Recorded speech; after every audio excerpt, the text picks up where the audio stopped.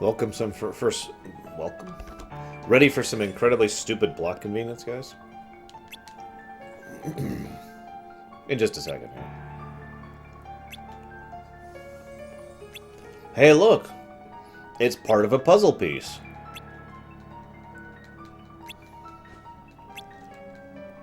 Which they're going to be adding to, well, they have added to this version. Most of these are just jumping puzzles. Some of them are fun to go do, but most of them are just, you know, whatever. I probably won't actually bother to do all those this playthrough. Because, yeah. Alright. So we've seen characters cheat death in several ways in this series. Most of those make sense.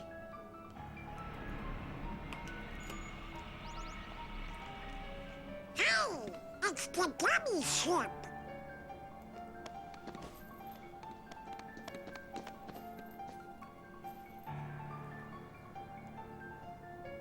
So you guys ready to go? Now, just a moment. Because of your previous endeavors, the worlds have returned to their original states. That means the pathways between them have disappeared. You'd have to go into the lanes between to go around Do not now. fear. If what the king suspected proves true, the worlds have prepared new pathways along which you may travel. These pathways may be utilized by unlocking He's evil, special gates. How these gates are opened, I'm afraid I do not know. Since it's never been done However, before, the Keyblade or after. will serve as your guide. When a beam of light radiates from the Keyblade, return to the Gummy ship. Though the worlds may seem far apart and out of reach, they nonetheless remain connected by invisible ties, as do our hearts. Our hearts are connected. Yes, we know. That is correct. Got it. But All I need to be know. warned, as you proceed, the heartless and the nobodies will be using their own paths. Corridors of darkness to travel from world to world. Hey, Samurai. They may be attempting to link these dark pathways to the gates between the worlds. Hi, that's not fair. Now then, Yes, it that isn't is all the fair. information I I could tell you about Go Master forth, Xehanort. Sora, I could Donald, tell you and about Goofy. the events of 10 years ago. Everyone is I could waiting. tell you about the Keyblade War. Okay, let's get But going. screw all of that. I'd rather be an evil bastard. We sure do appreciate the help. And he reveals the truth! He was always an illusion! Okay, let's talk about the travel system in Kingdom Hearts 2. Let me go ahead and just say that I think there's either travel system in Kingdom Hearts 2 is either unnecessary or bad. Take your pick. It's unnecessary if we're literally just traveling through the realm between. Also, not really consistent.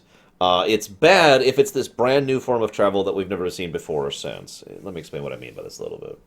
So, there's the worlds, right?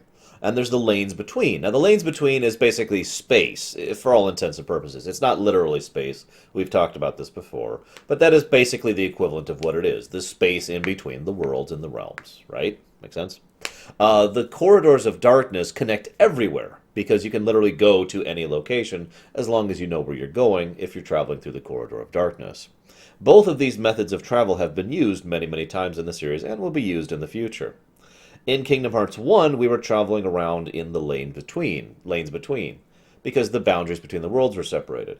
But now the boundaries have been reestablished, so we can't just go traveling around. We have to actually go some other method. And so they come up with this brand new method in Kingdom Hearts 2.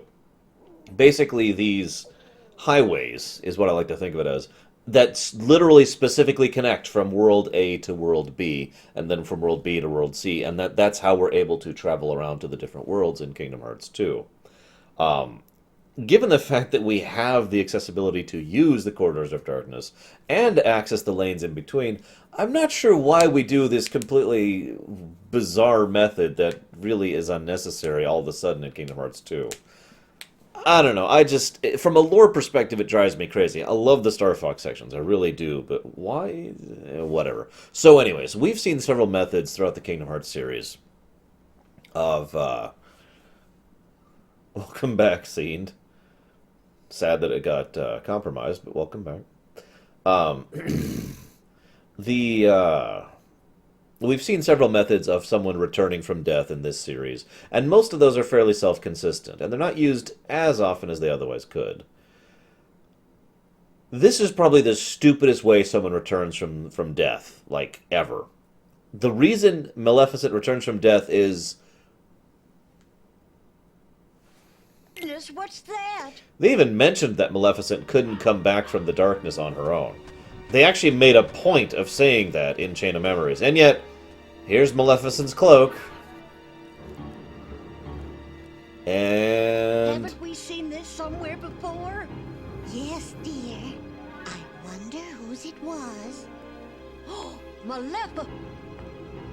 No, we mustn't remember her name. Oh, dear.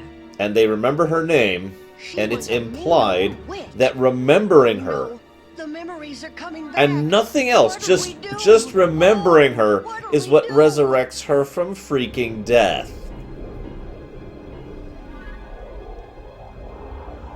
What? Goodness me. Oh, whatever shall we Harry. do? Perhaps we should tell Master Yen Sid. Yes, that's what we must do. Hurry. This is so stupid. Maleficent! I mean, I get that you wanted Maleficent back, but seriously, would it have been that hard for the organization to have directly caused her resurrection because they knew she would have been helping seeding worlds with Heartless? I mean, for God's sakes.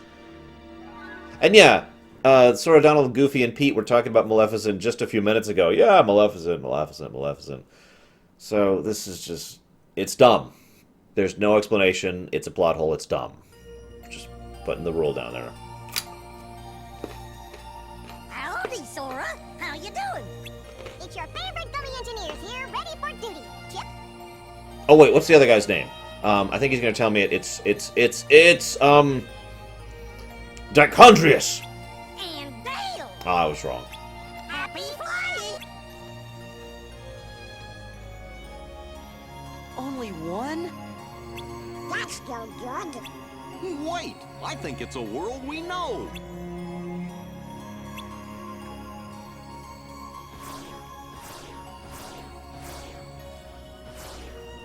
Oh, we can't escape.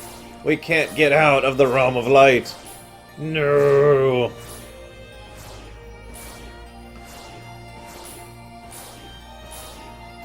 Let me go. Okay, whatever. Hey guys, Atlantica's right around here. Alright, let's do it. Yeah, Squall's been pretty busy.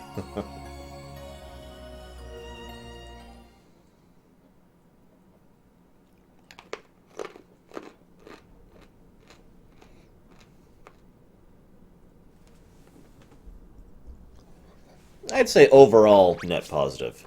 There's a few songs I like less. Maleficent! Maleficent!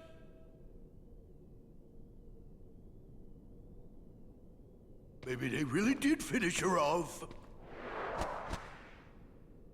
Ooh, this castle sure ain't what I expected.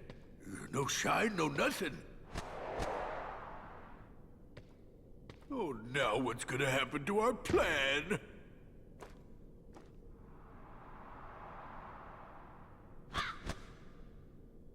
It's funny you say that, Nervin. We were literally talking about that prior to my lunch break. Basically, I theorize that he is, in fact, more Ventus's nobody than he is Sora's.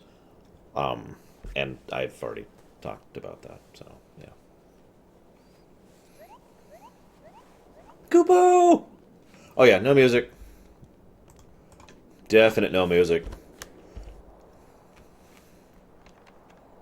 I'm going to give this 2 no musics, because this is 2 separate scenes. Hey, look! They've really... Wow. It's Hollow Bastion. Gosh, looks kind of different now. I hope you and the kid are doing okay. What?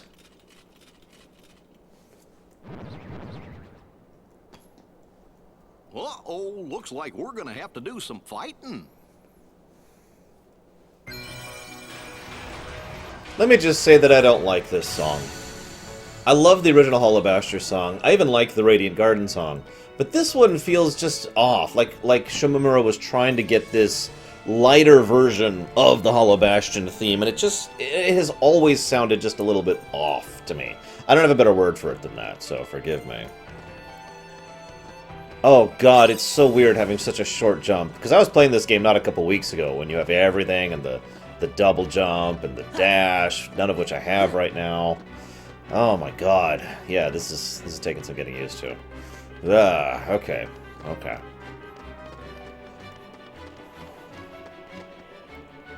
Yes, I know what synthesis is, thank you. Let's talk to Scrooge really quick.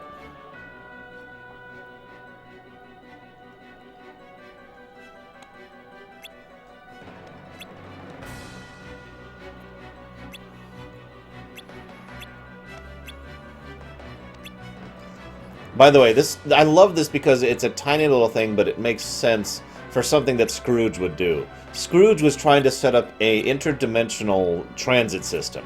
He was trying to set up a regular port of transporting between the worlds back when the worlds were still separate from each other. He failed, of course, but it was something he was doing, which, by the way, would have been a great thing to include in 2, and might be a great thing to include in 3, if that finally follows up, because he's mentioned in Birth by Sleep as well. We actually talked to Scrooge in Birth by Sleep. Twice, I think.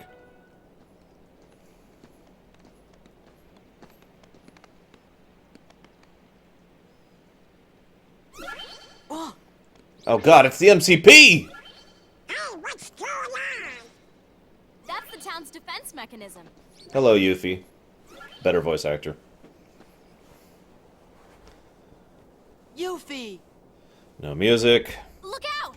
Trust me, that no music counter is going to skyrocket in this game.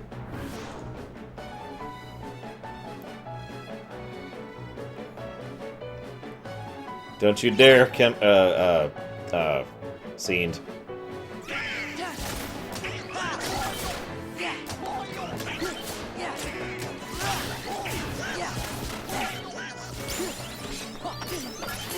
Oh my god.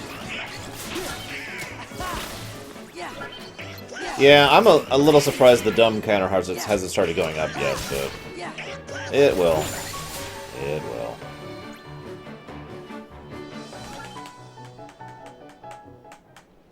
Hey, you guys!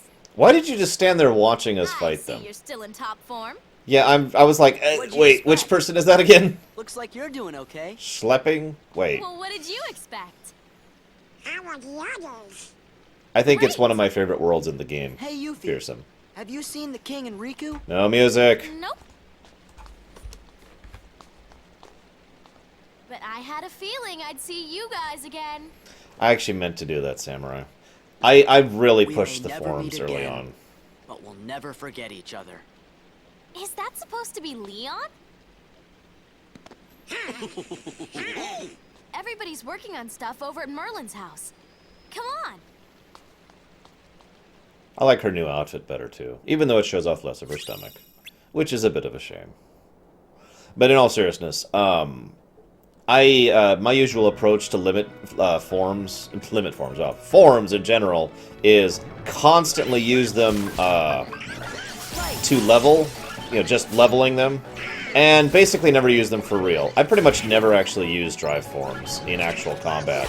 I almost always use them just to get their bonuses in Kingdom Hearts 2.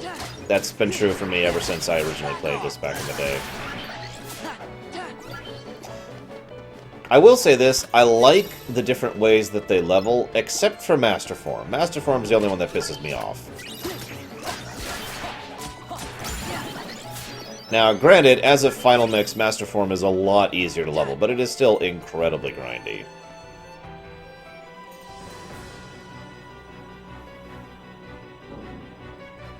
Yeah, also the load times. Oh my god, the load times. It got really bad on the other PS3, not mine. The other gentleman's. I love how Sid types! Watch how he types sometime. Bastion Restoration Committee. I love how he types. Oh god, it's the bad eras! You ain't in top shape. I knew it. Knew what? A while back, everyone suddenly remembered you guys, all at the same time. You remembered? Wait, does that mean you forgot about us? Yes. So where have you guys been Hey, all cheese. this time? We were sleeping. Where? In cold storage? Basically, yes. It doesn't matter. Ah! This is great. Everyone's together again. God. So, we're trying to find Riku and the king. Have you seen him?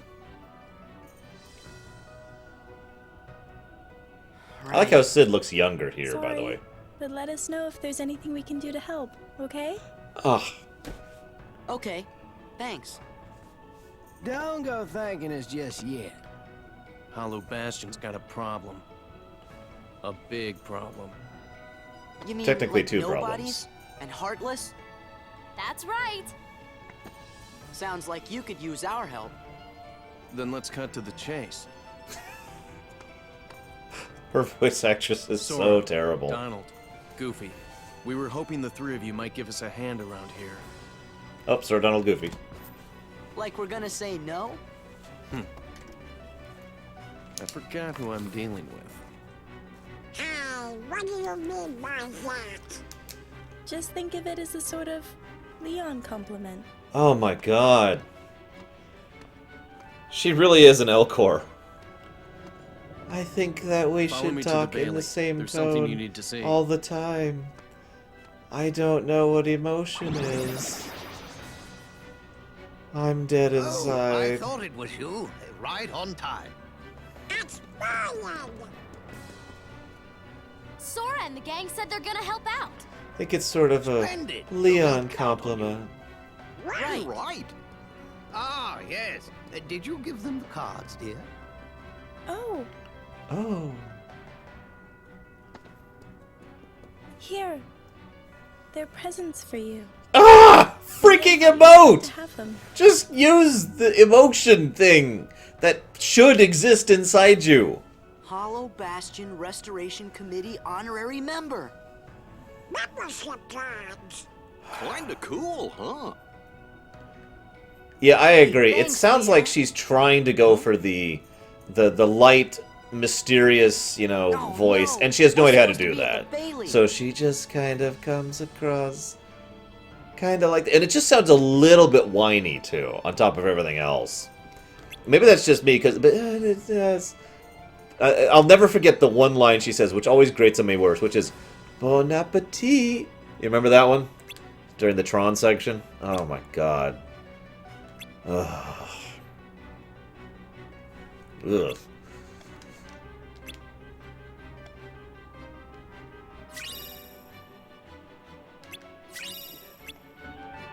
Wow, just, yeah. Please tell me we're not getting Minas Severi for FF7 proper remake.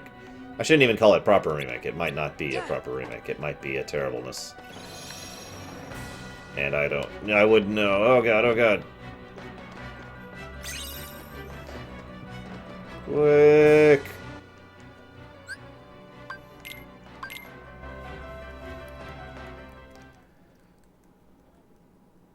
Exactly, Zeiss. It makes so much sense now.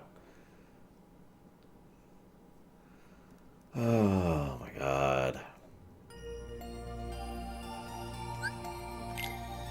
You might be wondering what I just did. That's a trick I'll be using a lot, especially while leveling. It's saving the drive form, basically.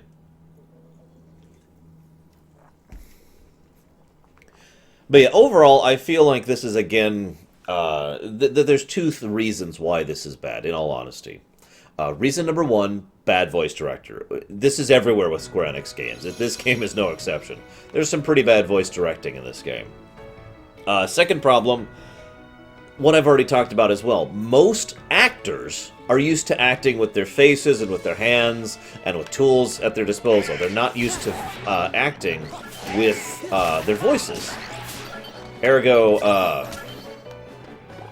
they don't actually, they don't make good voice actors or actresses, basically, is what I'm trying to say. So it's actually most, God, that takes forever!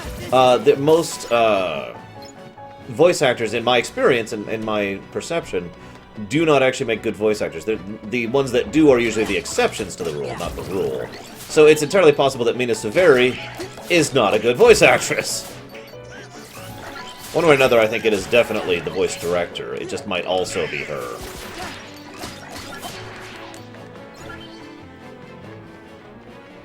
The trick is mandatory to grind drive forms, in my opinion. I was actually supposed to do that during my lunch break, and I kind of spaced it. Sorry, guys. I forgot to make the Sora Donald Goofy image.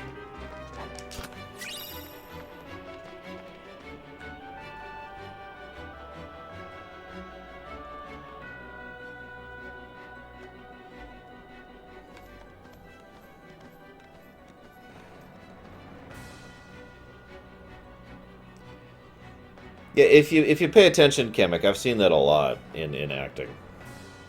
Look at that. I can't wait for grinding, because there's going to be a lot of it in this game. Oh. We There want to is, restore Hollow legitimately. Bastion to what it used to be. That's a lot of Heartless. Who knows? Maybe even something better. There's still a lot to do, but I'm sure we can handle everything. Except for that. I agree, Shadow. Life is terrible. We should all just stop.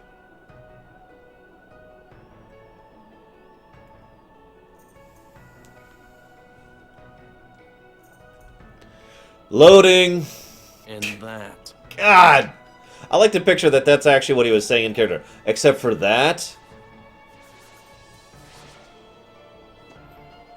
And that. We'll handle him. Well, that's good to hear. Yeah. So, Sora, That's probably the do you know first what's going image that on gets then? across the idea of a There's flood this of guy, Heartless. Pete, who's been going around plotting with the Heartless. But he's not smart enough to tie his own shoes. The ones we need to worry about are the nobodies. Except he can figure out his zippers. And those Organization 13 guys in charge, too. You called?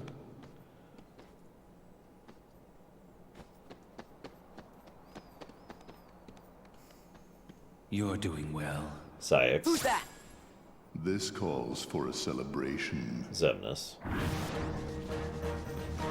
Again, this is a good explanation of something we'll be seeing a lot of times, aka when they can witness someone and speak to someone, even though they're in the realm of in a corridor of darkness, without actually physically being there.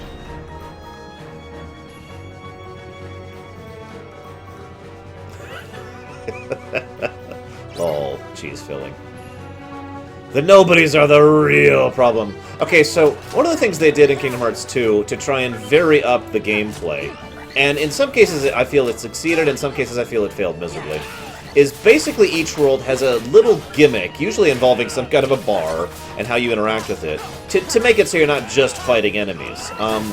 Some of these are okay, some of these are terrible. I will be seeing both as we go through. Damn it. Oh, jeez, really? Then? You want me to talk about Xigbar then? Okay, guys, Xigbar is the real villain of the entire series. There you go, I've talked about Xigbar.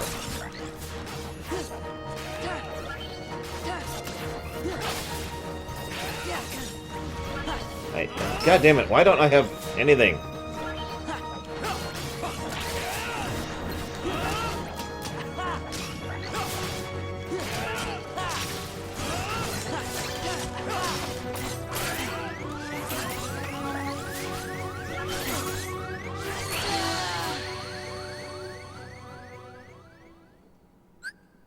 I picked beginner difficulty, right? I did, I think. Did I? Because, wow. I don't remember having to try for any fight in this entire game up till Demix. Like, literally not having to put any effort into anything. The entire game. So, that should have been such a cake. I should have been able to mash B through that. Yeah, I've got all that on. And yeah, I don't have Cure yet. Should probably go ahead and set that to auto refill though.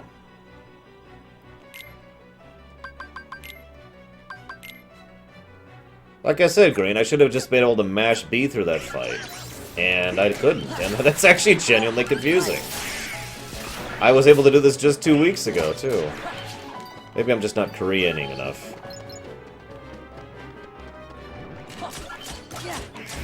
Damn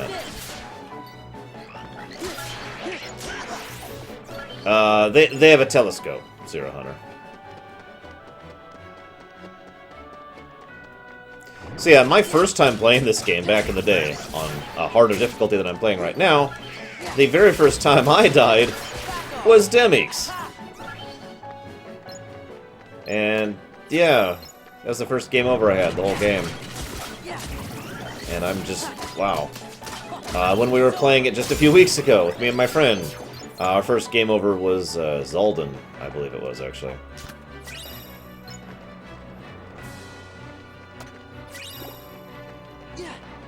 God damn it! I keep trying to dash, and I don't have the dash yet, because I don't have Wisdom for him yet. Ah, whatever. I just realized I should have probably saved Valor for that, but whatever. Skip. Thank God for skip cutscene.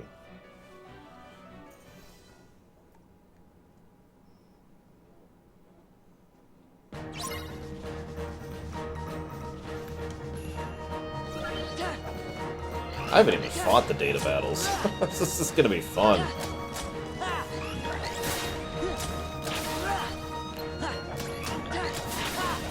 Yes, you need wisdom to dash.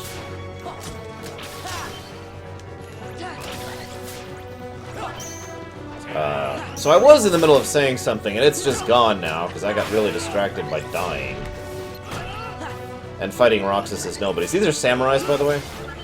Sora's nobody's class. His class is samurai, which I find interesting. Since it kind of fits, but at the same time it's funny to me, given the fact that the main thing samurais are known for in the FF class system is flinging money at something to make them go away.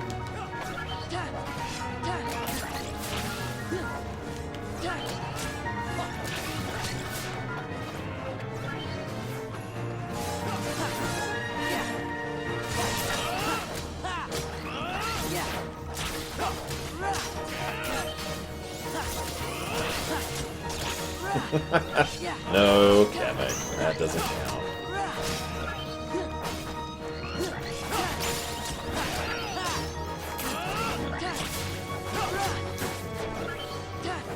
No, you can't bribe with them. Hey, look, Squall brought out the big sword.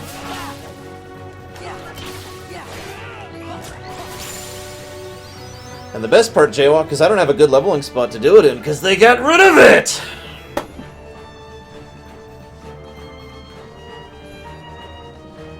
Damn it, Samurai. I thought of something during my lunch break that you might not have thought of, and it's something I already talked about, now I can't remember what it is. A truly marvelous weapon. Yeah, Zemnis, shut up. But only in more capable hands. Yeah, like Roxas. Show yourselves! Or anyone else.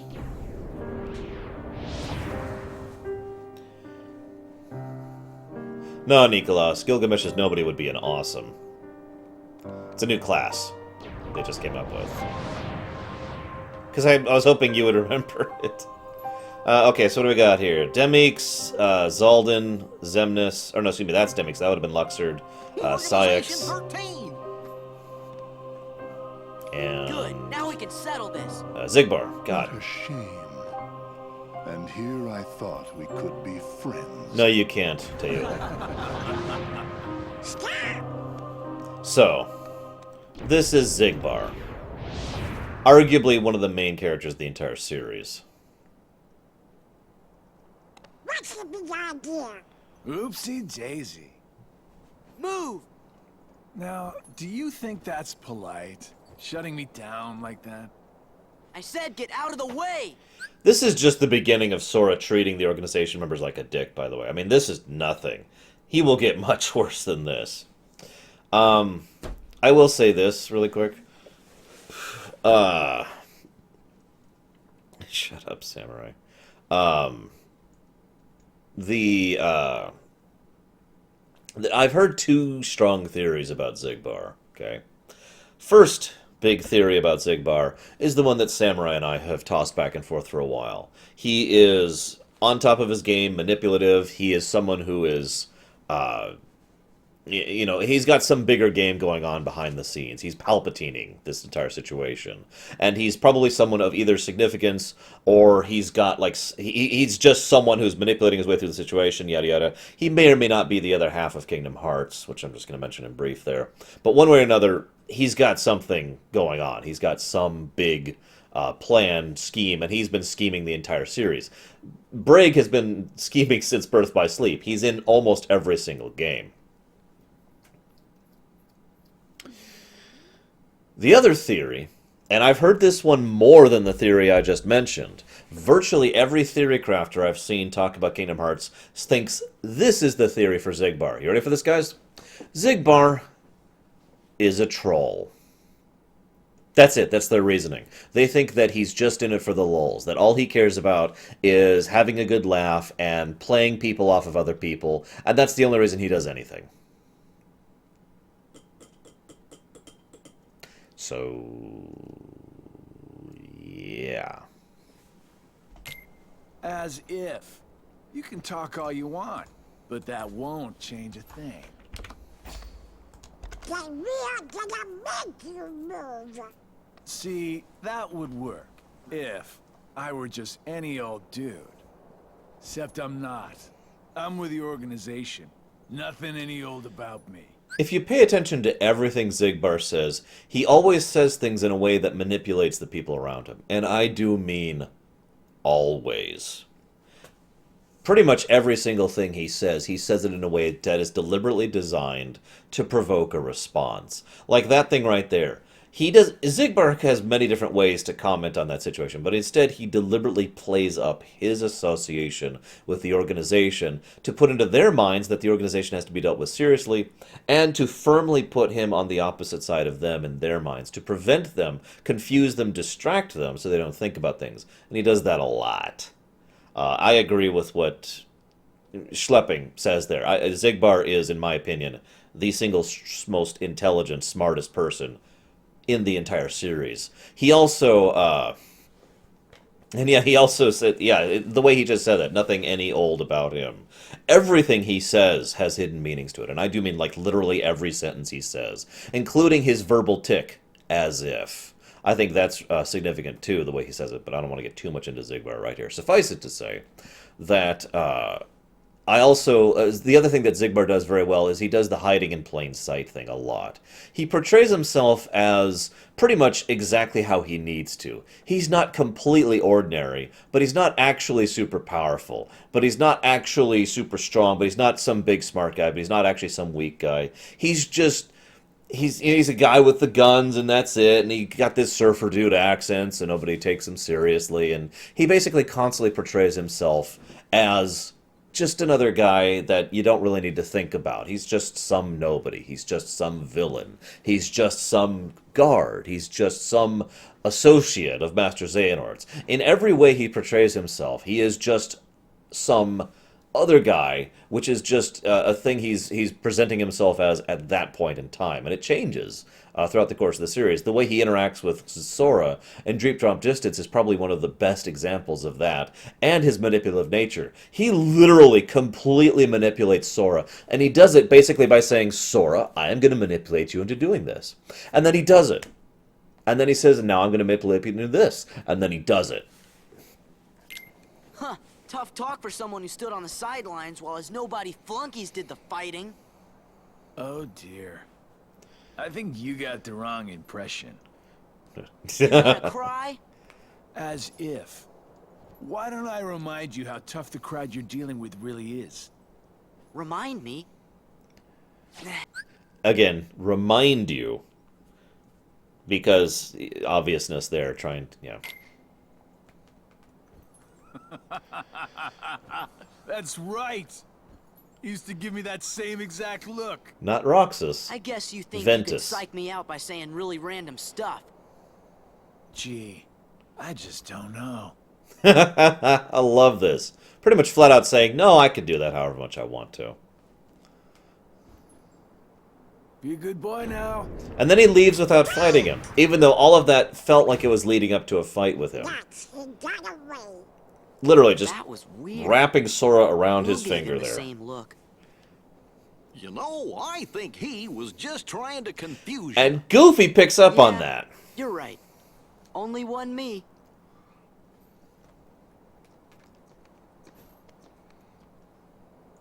The Hollow Bastion Restoration Committee honorary member. Wow! Huh? Xigbar is basically What's tied this? for my favorite character. course, At the very worst, he is my second favorite character in the entire series. The only one who is up there with him is Aqua, in my mind. And when I say Xigbar, I mean Xigbar and Brig. I kind of consider them the same person. Also, I just feel like pointing this out. Of all the characters who become nobodies, Xigbar changes the least when he becomes Xigbar, from Brig to Xigbar. In fact, he doesn't change at all. And I think that's significant too. Everyone else either changes a little bit, or changes multiple times, or changes a lot. Xigbar? Completely the same person. In fact, it's actually Brig we are seeing in Dream Drop Distance. But nobody can actually figure that out or realize it, because for all intents and purposes, he looks and acts Now I get exactly the same. That must have been the gate Yen Sid talked about. In other words, Sorry to run, Leon. But other worlds are calling. I just feel... I'm sorry, I need to point this out. Squall's like, we need help, Sora. Sora's like, okay! Fight, fight, fight, fight. Alright, we gotta go, Leon! Bye! And then we leave. I mean, really? So, I want to say this thing, though. Remember how I mentioned the difference... the difference between a nobody and a heartless? A nobody being mind, body, memories, right? You know, that everything that isn't the heart, basically. If Xigbar truly is the nobody of Kingdom Hearts, the intellect, the mind, the body, he technically would never have had a heart, and therefore, even though he might actually... What I'm trying to say is that if Xigbar is that kind of entity, it would make sense that he would be so utterly unaffected by losing his heart in becoming the nobody Xigbar. For all intents and purposes, he wouldn't actually have changed because he was already that kind of entity to begin with. Organization 13. They look tough. Be careful out there. See you soon.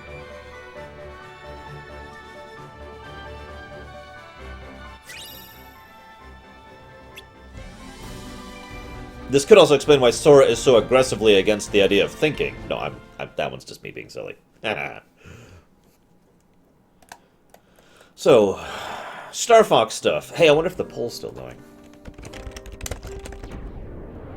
God damn it, Nightbot. Seriously? Whatever. Do my eyes deceive me? Does he really have the power to wield the Keyblade? Xaldin has a lot more Nothing but a lines boy. in this one. Give him a chance. It means he's straight as an arrow. He's pure of heart. Unlike all of us here. He had better be, or else he's worthless. I truly hope he's enjoying himself on his adventure. Maybe he'd like a hand to determine his fate. Hey, as long as it works in our favor, we can let him do what he wants for now. Then we'll all jump in if needed. Those are bold words coming from you. Are you saying you'll volunteer to take care of it if things go wrong? Huh? What? Me? No, you have the wrong guy. I'm not comfortable with that. You act as though you have a conscience. When was the last time any one of us felt anything? True Yesterday. words were never spoken. Well, I suppose the fun will have to wait. Do you know what happens to those who lose their true purpose? Inevitably, they destroy themselves. Gentlemen. No, that's not Zaid. I just want to point out one thing really quick. In the organization, there are two people who consistently remind the other nobodies of the lie that they don't have hearts. Xemnas, and Xigbar. Now, there's two possible reasons, in my opinion, for Xigbar being one of the people who consistently reminds the others, you don't have a heart, you don't have a heart, you don't have a heart. He says it constantly. And again, his dialogue is wonderfully manipulative. Reason number one is the one that most people probably assume it to be true. In other words, he's part Xehanort already, as of this point in time, and therefore is furthering Xehanort's plans. For the reference, I don't actually think he's part Xehanort. I'm just going to go ahead and say that theory now. The second possibility is that Xigbar is going along with Xehanort's plan because it furthers his own plans, whatever those might be, and we can only begin to speculate on those. That's what I think to be true. The hero of the Keyblade has embarked on a new adventure. Make sure it is one he will remember. Now go.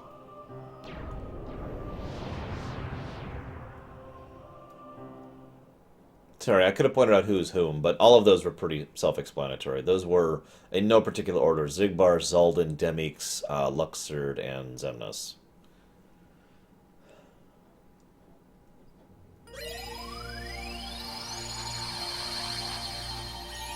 That wouldn't surprise me, Leander. Alright. Hey! What happened to Twilight Town? It's gone! So yeah, remember how I mentioned the third possibility of Brig? Actually, I don't think I've mentioned that yet. Let's just say that I'll talk about that later, Green. I don't want to talk about that here. I will say this, the yellow eyes and the pointy ears don't really actually have anything to do with Xehanort specifically at all. Other things have to do with Xehanort specifically, not that. It would actually probably be really easy to fake that, to make Xehanort think he has been consumed, that he is part Xehanort. It is also within the realm of possibility that he has allowed Xehanort's heart a piece of Xehanort's heart within him, and he has completely conquered it. Or destroyed it.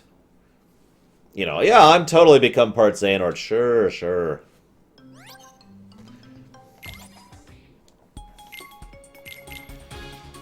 Damn it, Brigwin. Stop being Xigbarwin. Also, don't forget, and this is a tiny note that I think is relevant, darkness actually allows you to change your appearance in some ways.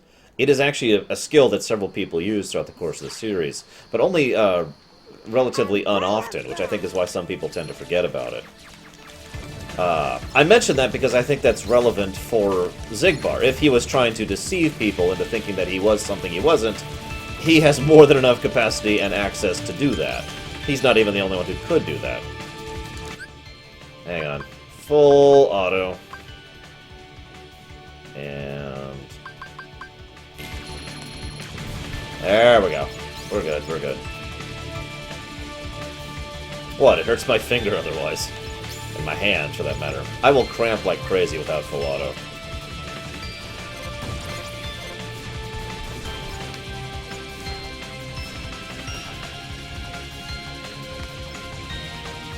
So this is the Star Fox sections. You can tell they're basically better in every way than the Kingdom Hearts 1. We have a more robust creator. Make your own ship editor, which I'll show off later, not right now. We also have these little bonus guys who give bonus things, bonus pieces and whatnot. It's much more self-contained than the Kingdom Hearts 1 one. You don't get anything in the Gummy minigame that has any relevance to the rest of the game, but you can get power-ups and special moves and items and blocks and all sorts of stuff in here. It's also pretty much completely optional. You don't have to do any of this if you don't really feel like it. You have the medal system, which encourages you to actually play well rather than just smashing whatever. The medal system goes away if you get hit, which again is encouragement to actually play well. You've got the enemies that interact with each other in a different way. They actually shoot at you better.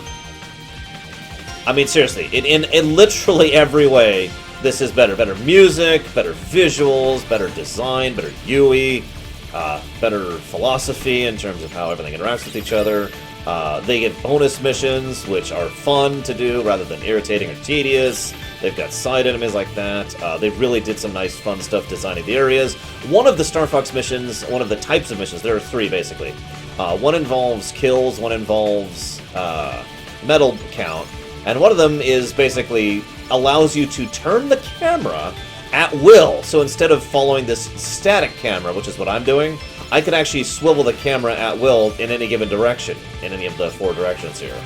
And that's awesome, and fun, and great. So, yeah, let me just say this one more time. In every way, this Gummy stuff is superior to the Kingdom Hearts 1 stuff. You are also, Final Fantasy, Gateway. You are also, rewarded. You get to unlock more missions, which unlock more blueprints, which unlock more parts that you can use. Also, they separate the blueprints and the custom ships, which is nice. The blueprints, you don't need the pieces to make that ship. You just have that ship. Basically, you get a new ship, and it's better in certain ways. And so there's the 3 default ships. There's the standard one, which is this thing, which is basically just, you know, average. There's one that's really good on defensive and utility stats, and there's one that's really good on offensive stats. I know the last one's the Falcon, because that's one I'll be using most often. So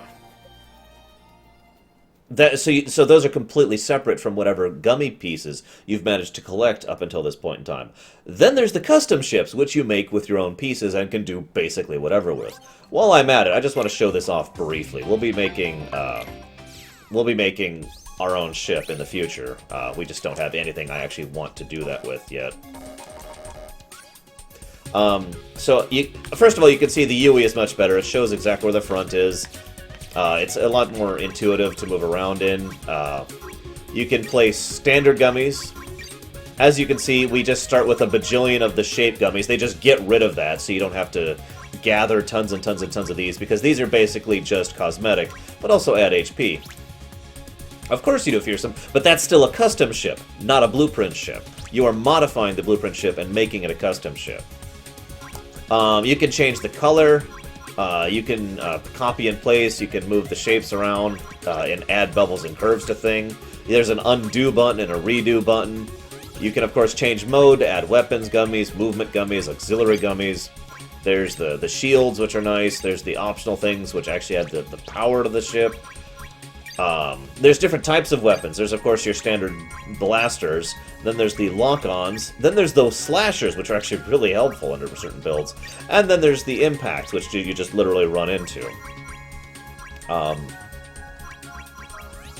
feel like I'm missing something, but basically, it's an awesome UI, and it really, really makes making a ship a lot more fun than it was in Kingdom Hearts 1, where it was basically just, constantly struggling to make a ship in the first game. So now, of course, we've done version 1, but why don't we go ahead and do mission 2 now? Now, we're gonna be using the Falcon pretty much from now on until we make our own custom ship. Yeah, this is effectively its own game, for all intents and purposes.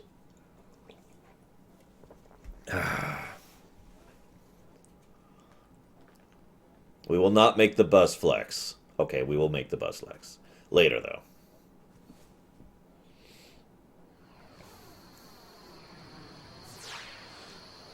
I don't know, Green. I haven't even thought about that. So this one's all about kills. So I don't actually care that much about not getting hit this time around. I'm just interested in blowing the crap out of everything. Yes, you heard me right. Blowing the crap. There's also enemies that are only weak to certain angles, which is a nice additional touch. There's also more weapon types in this one, like the artillery shots, which are nice and fun, and have a lot of things to them. Some of the enemies won't even spawn unless you kill certain chunks of the enemies. I mean, seriously, there's so much to this minigame.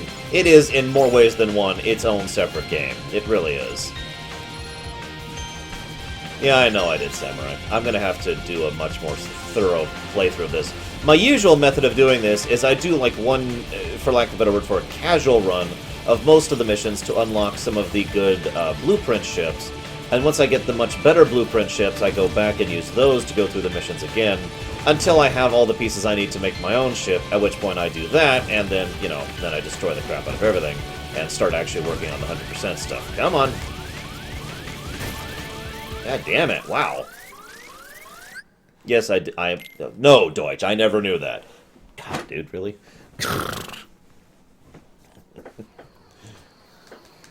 So there is one downside to the Falcon. You basically have no defenses, like, at all. And I gotta be honest, constantly doing the barrel roll... Oh, by the way, you can do a barrel roll in this. It cramps my hand, so I usually don't even do that. And that's why.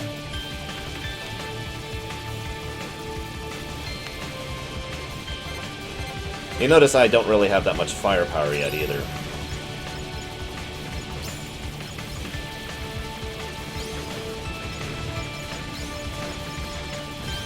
See, doing the roll constantly is what you really need to do to avoid getting hit, unless you have certain specific types of designs. I've actually seen quite a few different strategies for the Gummy ship sections, which is great, that there's so many different strategies you can use for this.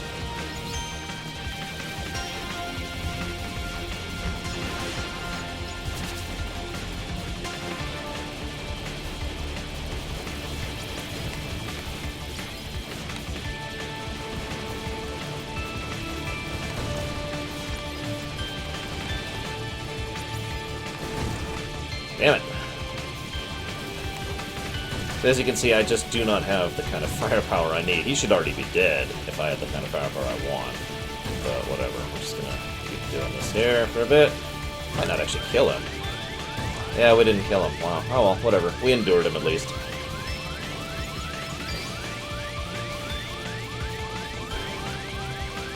Believe it or not, I have quite a difficulty doing that, Green.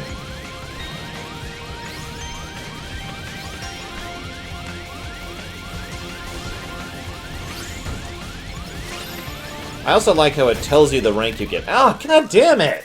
As you're getting it. Fine, I don't have the firepower to kill him, so I'm not even gonna try this time.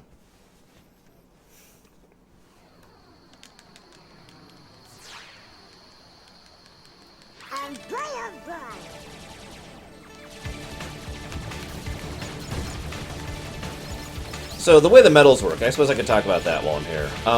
Each individual medal you get gives you one pip. If you look in the upper left, you'll see those little pips up there. And each of those pips, once you fill out a full pip and fill out the circle, then you go up one rank. There are 30 ranks. When you get to 30, you become Death. The Destroyer of Worlds, basically. Each time you get hit, you lose an entire circle. So effectively, what is that? 1, 2, 4, 5, 6, 7, 8. So you basically lose 8 medals each time you get hit. You lose, and it's very easy to lose all progress like that. That also means you need like 270 medals in order to get to rank 30 without getting hit. Good luck when you get there, Green. So like I said, I'm not even going to try this guy. I do not actually have the firepower to kill him, so we're just going to dodge. I need a little health, though.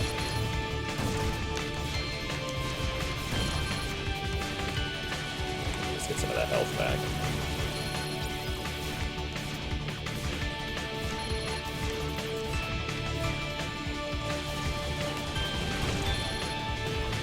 God damn it. Okay, there we go. Alright, back to business.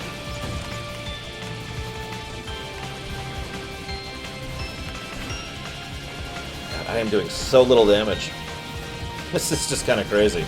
But, like I said, that's why I usually don't even try for 100%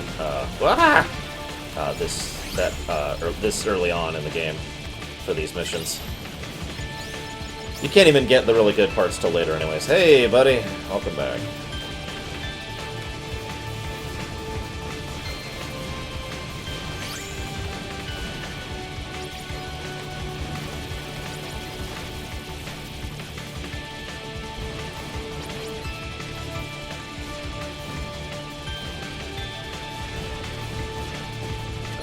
Oh shoot, I didn't mean to do that. Ah, crap! I activated Berserker mode.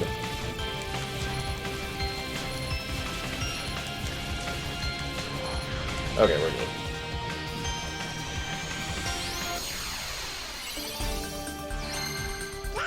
Oh yeah, I haven't even talked about teeny ships. You actually get fighter craft, too, in addition to your big craft, after a certain point in the game.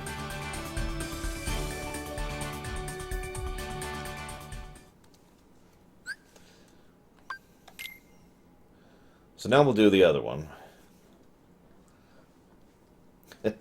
Yeah, for those of you who know what that means, we will actually be doing the donut ship strategy long term. We need quite a few blocks to actually make that work, though, and some of those blocks are a little bit hard to come by. Oh, we... Ah, right, because I didn't... Okay.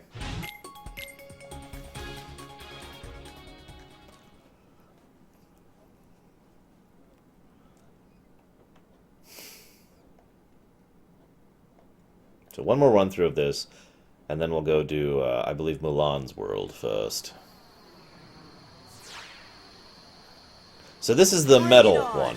In other words, the actual goal here is not anything other than to get medals, and to get a high medal level. That's pretty much the only purpose of this mission. So kills don't matter per se, it's all about getting those medals and not getting hit.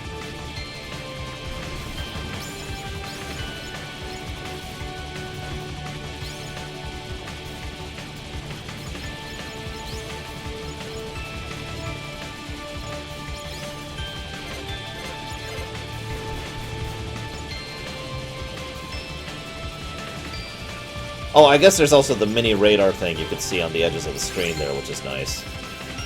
The higher rank you get, you actually get better rewards, so at some point I do actually want to 100% stuff, if for no other reason than to get the better rewards from each rank. Oh, another nice thing about when you hit rank medal rank 30, you will basically turn into a vacuum for medals, so you'll constantly be sucking new medals into yourself, which helps you to maintain level 30 medals.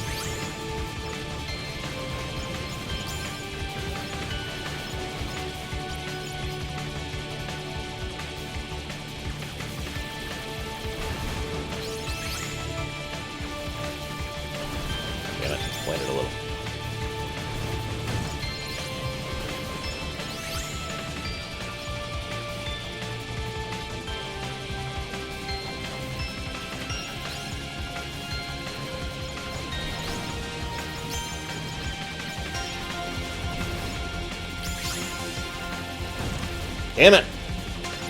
I was actually doing pretty well there.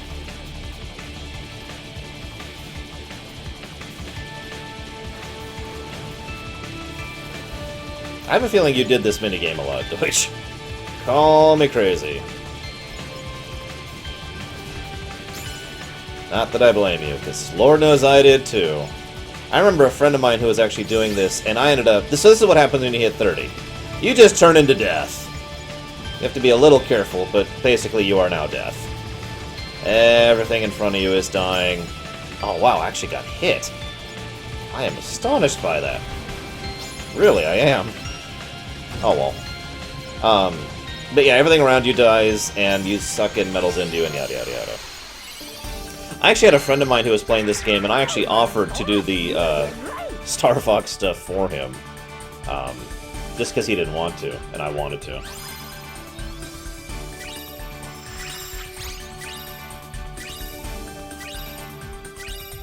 See, as you can see, you get quite a few rewards. This is the other way it does this, and I like this. There's the stuff that you actually can get in the mission from the reds and the oranges and, you know, the unique colored ones. This is the stuff you get for each rank. So even if you get rank E, you still get an upgrade. When you get to rank D, you get another one, and rank C, another one, etc., etc., etc. Most of the S rank stuff is not actually useful, but all of the previous stuff is usually something useful. For example, that Fyra will at least be useful for my first donut ship, for example. But, yeah. Yes, there's also abilities the ships have, and the transformer thing the ships have, but, yeah. So there's tons and tons of awesome stuff in that. And I like it. Moving on. I'll do the other one in a minute. Let's do Mulan first. You're making me hungry again, Nothrazim. Okay, so it's time for the no music counter and the Sora's Dumb counter to start flying through the roof. Welcome to repeating the movies in aping the... I should have made an aping the movies counter, but it would have just been virtually every Disney World. One of the only exceptions here is freaking Agrabah, and that's just because we're aping the direct to VHS movie that came out after it, Return of Jafar. Also, this guy's pathetic in Kingdom Hearts. Oh, sorry, no music. This guy is seriously no music. This guy is seriously no music. This guy is seriously pathetic in this game. His army of invincible power is like 20 tiny shadows. Come on, girl. This is your big chance. I can see it now. If Mulan whoops public enemy #1, you're gonna be famous. I'm talking A-list. No, that is not actually Eddie Murphy. I'm not sure. He said he was too good for I haven't this. even joined the army yet.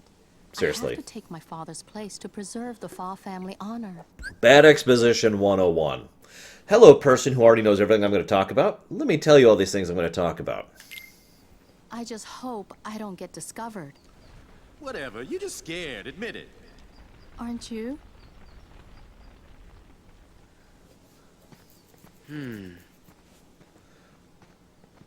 Huh? I kind of like this. Let's get the jump on him. Gorge. Maybe we better look before we leap. Goofy has a brain. Just pointing it out.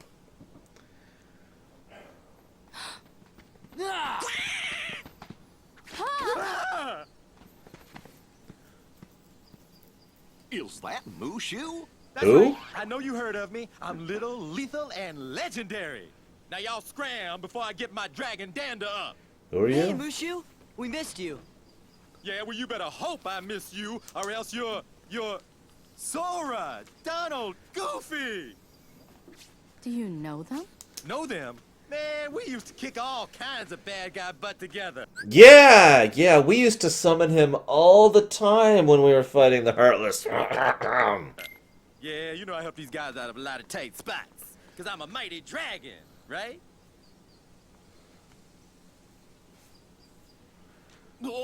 I think this deserves another no music Something like that. as the scene continues. And you are? This is basically a second team. I'm Mulan. No, I'm definitely Ping. I am Mulan Ping. Just Ping. I am Ping, son of Fazu. You know Mushu? Mushu's one of my family's guardians. We didn't know we were borrowing somebody as important as a family guardian. Yeah, that's right. And that puts you three up to your eyeballs in debt to Ping here. Well, guess what, kiddies? It's payback time.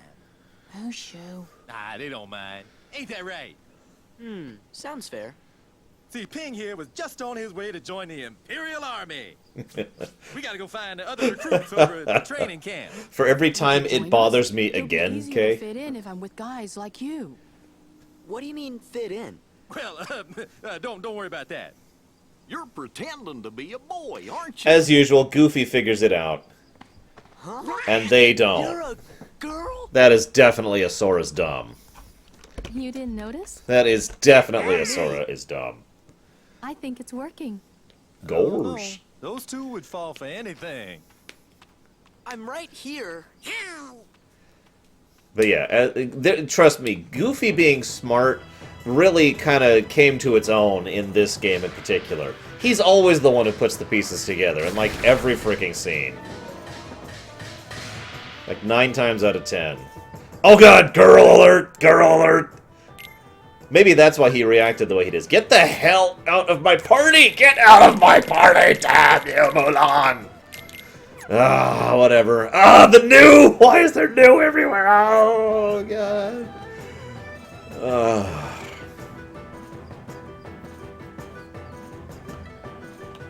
Yes, that's great. Hey, I can get rid of... No, I can't. God damn it! So, fun fact, I like to 100% the treasures, because I'm a weirdo. So I'm 100%ing all the treasures, and I'm looking through the list. I'm like, what the hell? How did I miss stuff in Mulan? I forgot to get these treasures right here, these 3. I guess I might actually use Blizzard in this section. So I actually want Fire there. I want Blizzard here. And... sure, because I don't have Cure yet. You don't get Cure for a while in this one. Cure works completely different. The way they did Mana works completely different in this one. Basically, you see that Mana bar over here? I'll actually demonstrate. Watch this. Also, the spells are much more useful. Fire, instead of being a single shot, is an AoE like this. Blizzard is still the shotgun kind of effect. But you notice how it's only taking out a chunk of the mana? Once you run out of mana, it slowly regens like this. There are equipment and abilities you can equip to make that refill faster. Refill as you're getting hit, refill as you hit others. You know, there's ways to speed that up. But when your mana's out, your drive form increases faster as well, which increases as you hit and get hit. So, it's a nice trade-off in theory. It would have been a nicer trade-off if, in my opinion, the forms either like refilled faster or were more useful. Because, well, I've said it before, in my opinion, the drive forms are frankly just here for flash effect in Kingdom Hearts 2. They're not actually that useful, other than final form. Just my opinion, but I pretty much usually only crank up the forms for the abilities they give you, not for actually using them. Also, it took me forever to get that puzzle piece right up there. Just... I don't have dash yet. Yes, Chemic, your mana does not start regenning until you've burned all of it. I like this. This is nice. Gotta be a man! Men walk like this! I don't know about all you manly men in the chat, but I walk like this all the time.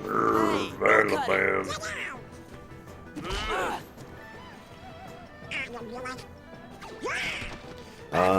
Timeless River.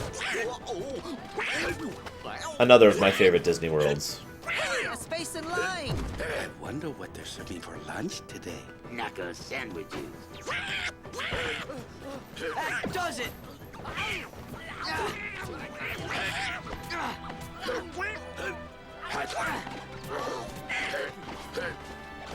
Why are we fighting again? Please. Please? What a girl. Knock it off. Knock what off? You punched me. What a shrimp! Who you calling a shrimp, Hand and Lips? I'm a bona fide guardian dragon. We're just watching a bunch of Let's just idiots, get back in OJ. line, okay? Whose side are you on? I just got slugged. Want some more? Soldiers, get back in line. I'll make a man out of you. Sorry. It's a good song. What do you want?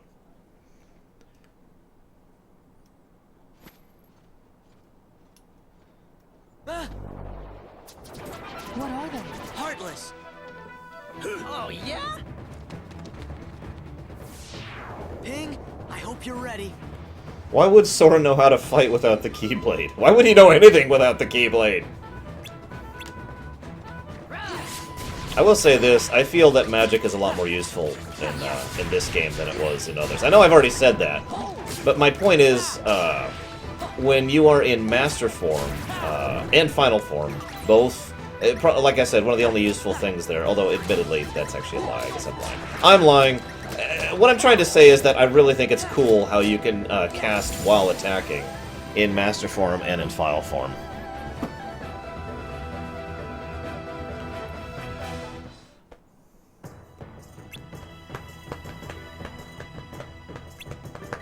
Sora, Donald, Goofy! Where's my list? I should just leave this on my lap with how fast this is going up.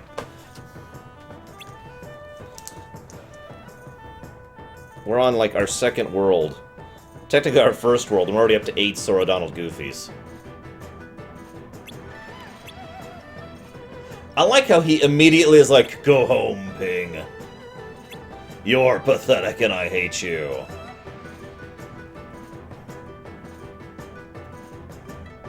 That's true, you can, Samurai. I admittedly don't usually do that. I do that in Master Form all the damn time.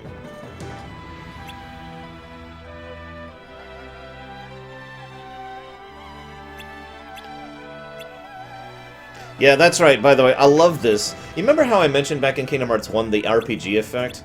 Kingdom Hearts 2 felt like it was trying to offset the SNES RPG effect, and failed miserably. Kingdom Hearts 2, in most cases, actually feels more empty to me, mostly in the Disney worlds, than Kingdom Hearts 1 did. For example, This is the entire army of the Chinese army. When we get to the actual palace, you'll see it even more. It's like this massive, huge place that is completely empty. Not a single person in there except the Emperor. And that's it. One guy in a place the size of 2 football fields. When you see the wonderfully incredible, powerful, heartless army that the guy whose name I can't remember, Bright Force, it's like 20 heartless. You know? It feels really, really empty. Mostly in the Disney worlds, like I said. Like Hollow Bastion felt okay. A World That Never Was feels perfect. Timeless River's great, but yeah, Tron World is pretty good too.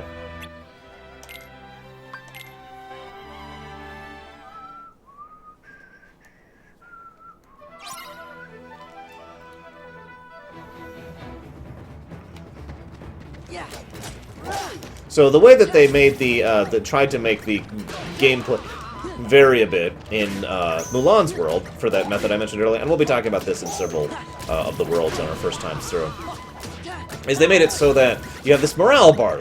Each time you're hit, and each time something is hit, you lose morale, and morale goes down over time. If morale gets to 0, you lose. Just the end. All the enemies, as you hit them, drop morale balls. Go ahead, make your own joke, it's okay. They're all good. I liked the movie Mulan. Then again, I actually tend to like Disney movies in general, so I'm a bit, positively inclined towards Disney movies. But yeah, I enjoyed Mulan quite a bit, actually. The first song that she sings right at the beginning of the game is actually one of my favorite Disney songs. So. Shan Yu, that's his frickin' name. Idiot boy.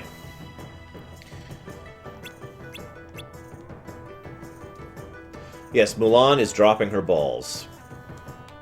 Wait. Or Sora is. Sorry.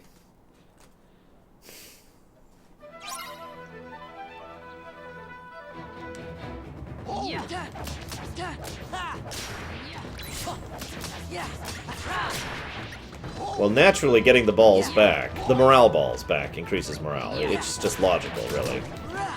So, one of the weird things about Kingdom Hearts 2, and this is true in most ARPGs I've noticed, is early on you have virtually no options to do anything, basically. You have your basic attack with your basic combos, and you don't have many of your context-sensitive attacks, and you don't have most of your special attacks, you don't have your magic, you don't have your forms, so it's basically just hit things.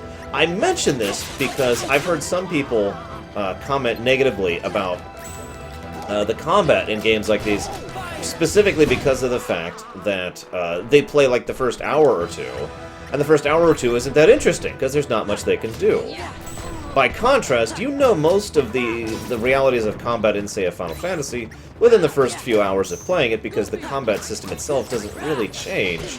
You just get more options in combat, if I'm making any sense here. It's one of the only flaws from a marketing, really, perspective of an ARPG format, in my opinion.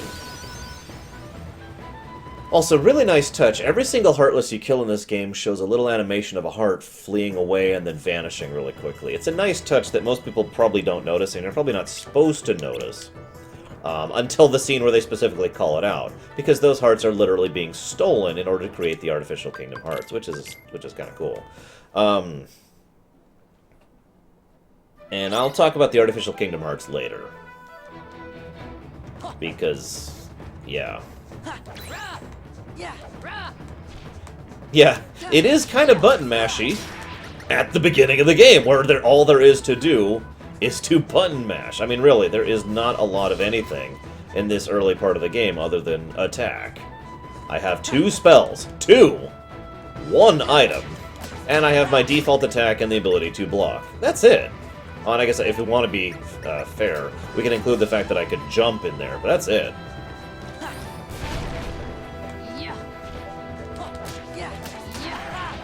The first time my friend, who I did this with 2 weeks ago, did this section, he actually lost on this section because his morale found out, because he couldn't find where the frickin' Heartless were. We need more morale balls! More morale balls. I may actually be about to do the exact same thing. Get the morale balls. There they are. Okay, 2 left. Fortunately, I actually knew to blow up the tents.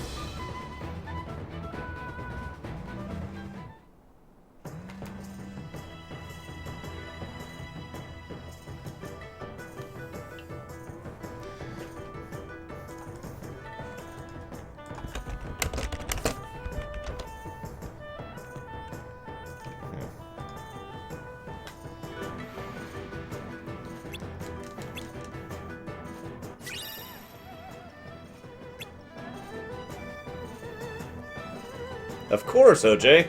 Oh no, we're gonna have to sleep out in the wilds with no... in the rain. Yay! So, guys, least favorite Disney worlds in Kingdom Hearts 2 specifically. Go. For me, Pirates of the Caribbean is right at the top of that list. It is terrible. And honestly, I'd probably give the number 2 slot to Atlantica. Mostly because of the goddamn singing.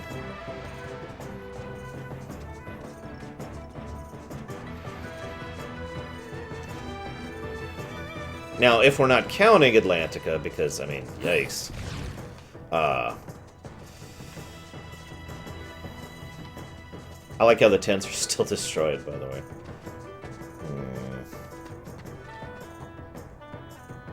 Honestly, this one would probably be my least favorite. Not counting Atlantica, not counting Pirates, which is a gimme. I feel like the empty problem is really on display in this one. It's a little bit bad. What? Oh. It's not the wrong thing. No wonder. That is true of Progressive. Oh my god, that load time!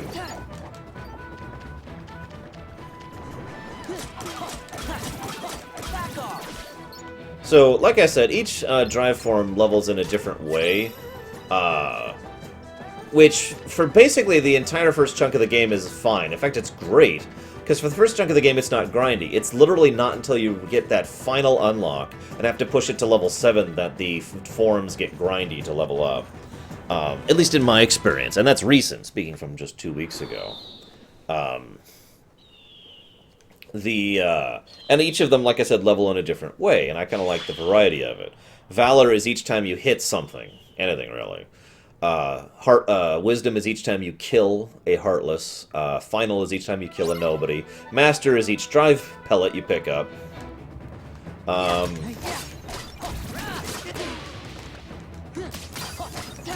There we go.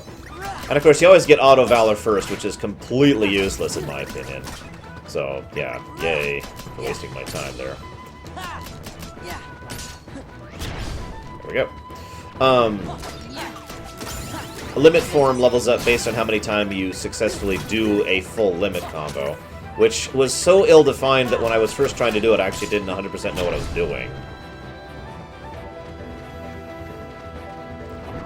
Hey, Toby. Once again, I have spoken differently. I think that's all the forms, isn't it? Anti-form. Okay, so let's talk about anti-form, which I'm just going to keep referring to as Heartless form.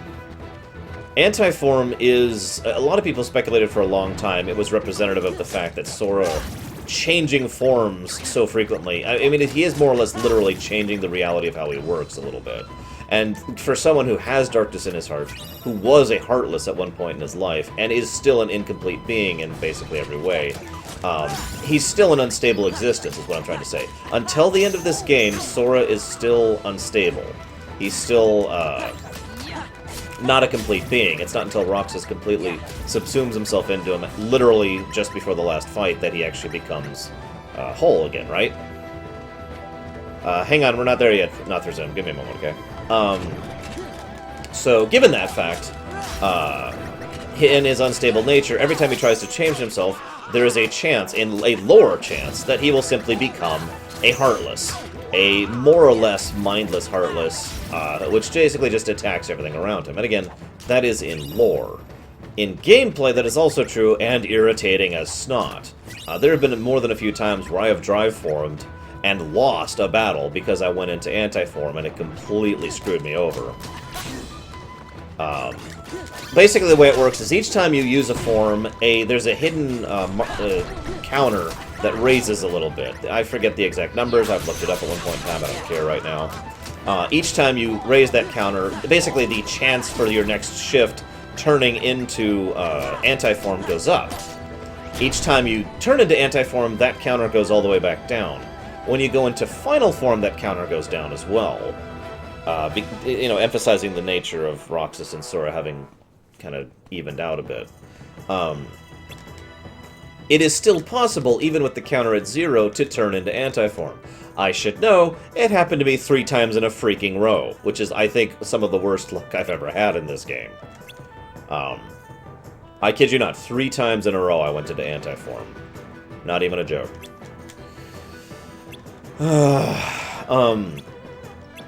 So yeah, that's what anti-form is. So, favorite Disney level in this game. That's actually a tough one for me, because there's 2, and I love both of them.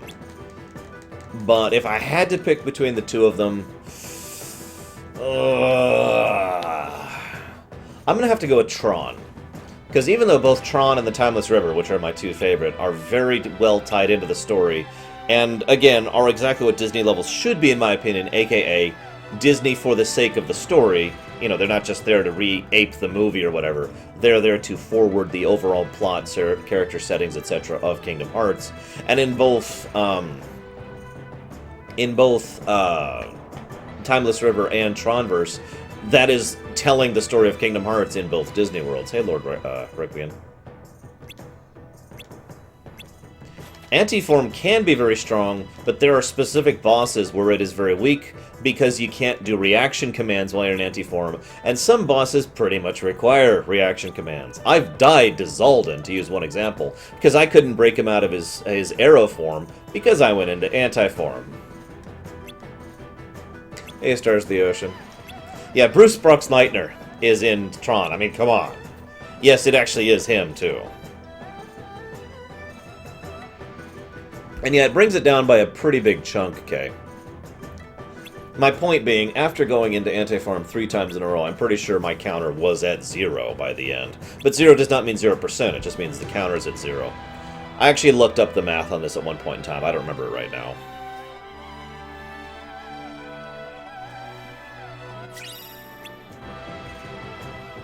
Hundred Acre Wood is once again kind of representative of Kingdom Hearts 2's story. Just like it was in Kingdom Hearts 1. We'll talk about that when we get there. We're absolutely doing it because, in addition to the fact that it's Winnie the frickin' Pooh, it's also a lot funner, in my opinion, in Kingdom Hearts 2. The minigames are a lot better designed and a lot less frustrating.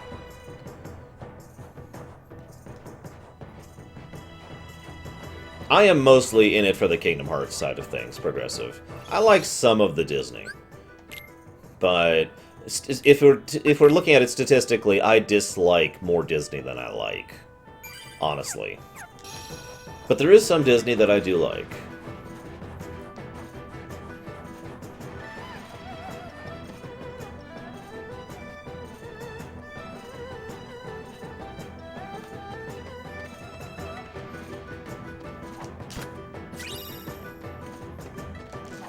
By the way, we will be doing crafting, basically because we have to, in order to be set for the optionals and the super optionals. I may have to actually look up some stuff for that to remember where to get certain things. Lord knows, one thing I was just completely starved of back in 2 weeks ago when we were grinding this was lucid gems, I want to say. Because it's like there's shards, and then there's 5 levels. And I can't remember what all of them are called, but it's like this one in the middle. These ones were easy to get. I could get an infinite amount of these. I could even buy these. And these were easy common drops. And all the enemies I was fighting at the end of the game were dropping these. And I was getting the uncommon drops of these. But no one dropped these. And I was locked in crafting. I couldn't progress in crafting until I could make those. Or get those. And nothing was dropping them. It was so goddamn frustrating. And like the only enemy that dropped them in the entire game was this, reliably, was this one enemy in Lion King's area. And God, it pissed me off. Anyways. I think it was the stones that I was having trouble. It was because it definitely wasn't gems or shards, and I'm pretty sure crystals is the rare high-end thing. So yeah, I'm pretty sure it was stones that I couldn't get.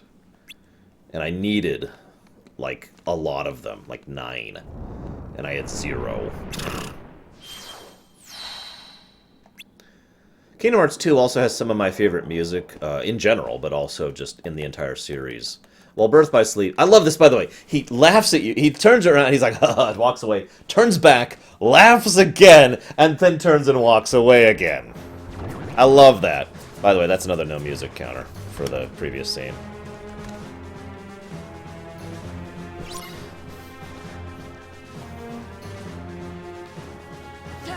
And of course, because of the changes in the final mix version, I can't get lots and lots of Lucky Strike like I normally could, which makes it much harder to get the crafting done. And once again, I know what you're going to say. Well, you can craft items that give you Lucky Strike. Yes, yes you can. And you can craft infinite of them, as long as you can get the materials. Why do you need materials? To craft! How do you get to the point where you can craft those? By maxing out crafting. You see the problem? The flaw with this philosophy here. You have to grind in order to not have to grind. It is absolutely ridiculous. I'm sorry, I love this game, but I really do not agree with most of their design choices when it comes to this game. Damn it, I don't have dash. I keep forgetting I don't have dash. No, I've decided not to play critical mode, okay? So I don't get those extra lucky pluses.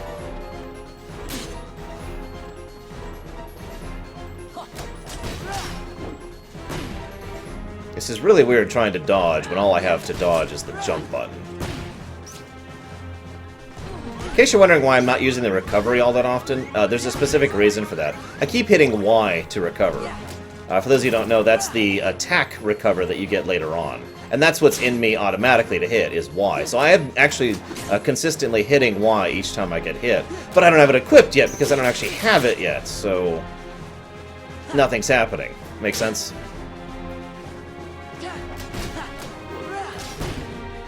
Yeah, see, yeah. Hey, Sonic Doctor. Yeah, it looks like we're probably going to be singing right now. That is most likely. Also, I can't form. That's another thing that pisses me off about forms. You can only form with Sora. With Donald and Goofy. Yeah. So there's actually quite a few fights in the game where you can't form. Including that one I just did. Including fights where it'll be useful.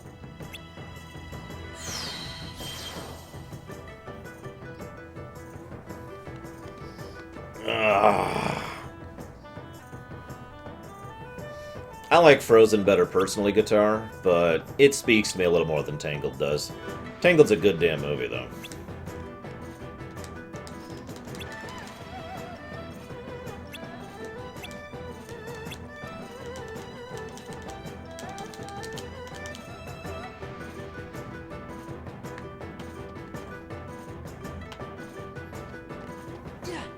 Right, right.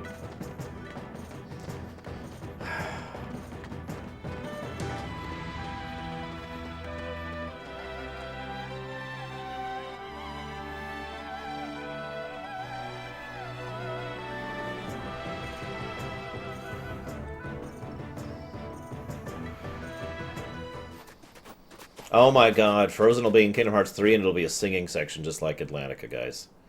It is all our worst fears come true.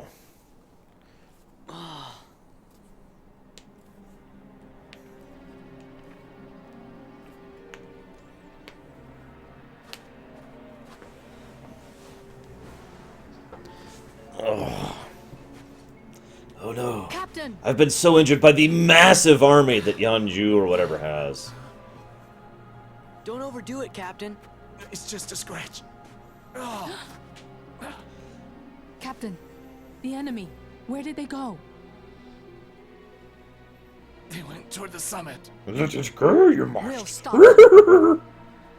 It kinda is our fault. Bull crap it is. Right.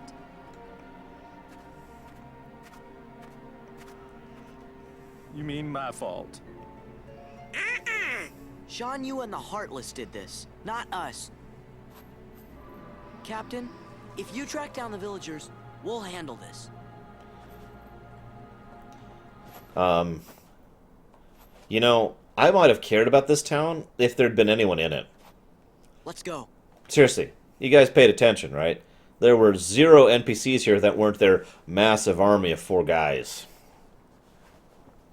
I'm telling you, this game is... this world is so damned empty. Hell, honestly, the game is so damned empty.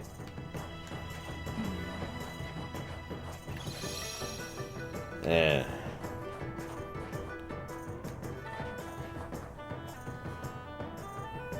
So I'm hoping we don't have the same bug in Agrabah that I did last time. I do hope we have one bug in this playthrough. I legitimately do hope we have it. It'll be awesome if we have it. And I know you guys know what bug that is. Yeah.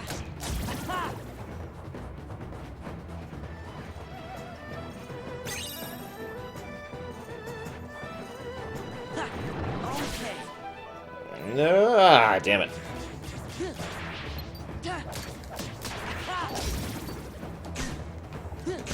Ah. Not that I'm aware of, Toby Trigger. Although there might be. You never know. Ah, where is it? Where is it? Oh, shoot. I was like right next to it.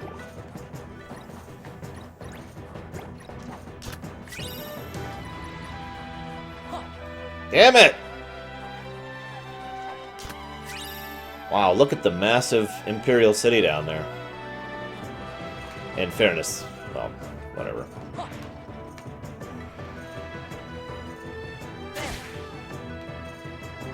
Damn it! Whatever, I'll get it later. I don't actually care that much.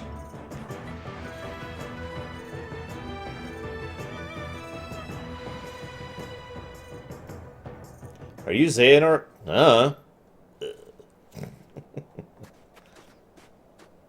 Alright guys, time to fight the massive Hun army. The Huns have brought their greatest forces to defeat us. One guy, and a hawk, and a couple heartless. Okay, I'm exaggerating a little bit, but am I the only one who thinks these are the least intimidating heartless ever? And really, there's only like 20 of them right there. Attack! Okay, now there's 40. And that's it. 40 heartless. That's that. Look, and that is his army. Look, there's none coming over the bridge. That's it. 40 heartless. That's... And of course I can't use form for this, because... Of course I can't use form for this. I know. I could have done the trick. I didn't. It's just... Oh my god, really? Now this at least is like... Oh, okay. That's a little bit better. Except, fun little fact, most of these aren't here. I know what you're thinking. What? They do a trick in Kingdom Hearts 2. It's actually a clever little programming trick. Basically, those may be rendered graphically, but they have nothing attached to them. No AI, in other words. And no AI processing for those makes it much, much easier for them to render. Because all it's doing is rendering the physical aspect of it, the graphics, nothing else. So it doesn't have to keep track of what they're doing, their scripts, anything like that, their stats, their health, their drop rates, nothing like that.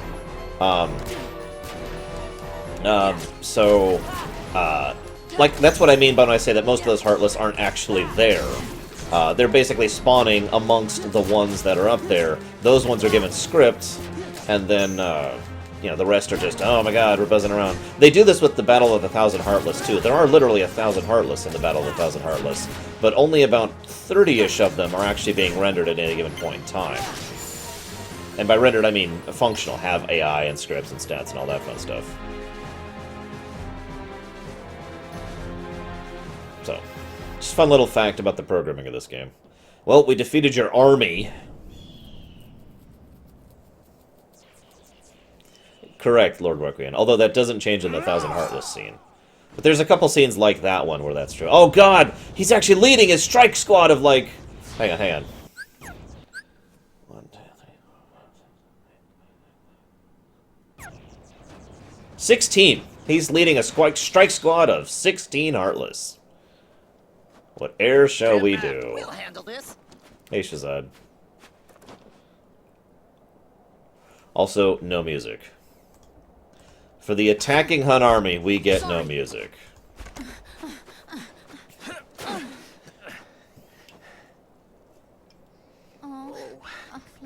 Flint, I need some... You know, you'd think they would have brought Flint with them. Oh, you're going the wrong way!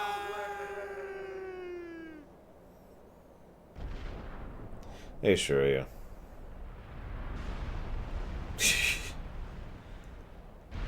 Totally has no... Also, we're in, like, the worst possible place to be while that's happening. I mean, think about that for a minute. That's an avalanche, which I don't know how much you guys know about avalanches in real life, but avalanches are one of the most horrifyingly terrifying things in reality.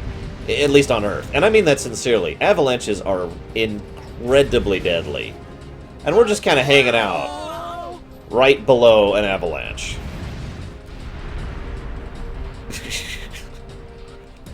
Every time I see that, I can't help but think, because I've actually seen an avalanche in my real life. I wasn't actually in its path, but I was close enough that I had to get the hell out of the way. It was nothing. And yeah. Also, I like the idea that he's probably crushing on her without realizing she's a girl. From now on, you have my trust. Also, I've lied to you. Man, first she uses me as a lighter, then she turns me into a cannonball. The head ancestor's gonna hear about this. You know, that's it. I give up. I can't take this no more. Come on, Mulan. Let's quit this charade and go home, girl. Mushu. What? I like this. He literally goes straight from, you have my trust, to, oh, you've been lying to me about your gender. Also, I feel very stupid for not knowing your gender. You all knew, didn't you? Also, no music. You knew Ping was really a woman in disguise. Yes, we have a brain. I can't believe you lied to me. The punishment for high treason and dishonoring the army is death. Freaking really? Get out of my sight. Now. You're all dismissed. My God. But, Captain. I know. Ancient China. Yada, yada, yada. Don't even. Just don't. Don't try to excuse it. This is just stupid. The Emperor is waiting. Also, Mushu is dumb moment.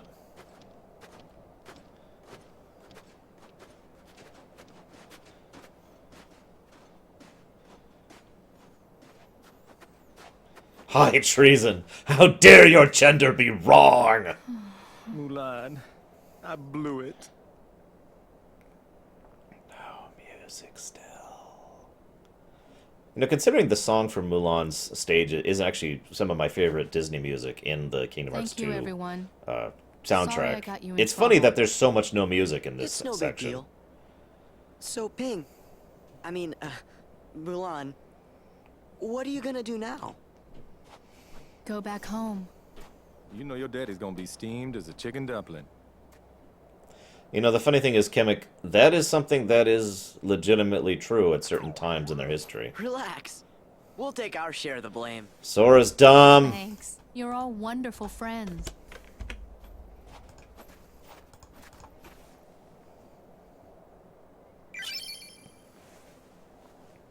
Yeah, I know, right, Cheese? Artificial. Get out of my party! There is one guest party member who I want in my party in this game. Only the one, and you guys know exactly who that is, don't you? You know, Torinor, that wouldn't even surprise me if that was his thinking. You hear the songs all the time in the gameplay, so why don't we make all of the dialogue, or the dialogue scenes have no music? Speaking of which, no music! I'm telling you, this is gonna skyrocket. You guys have no idea.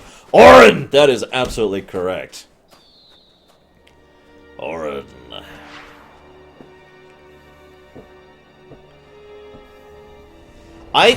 It was very hard for me too, but I kept my mouth shut about the Orin thing.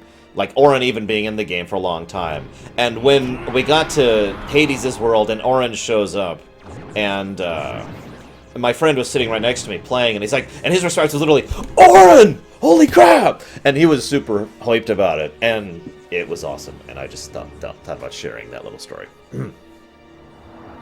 Oh god, he's got like 20 Heartless this time. He's alive. What are we gonna He's do? heading for the Imperial City. We've got to warn Shang. There's too many of them.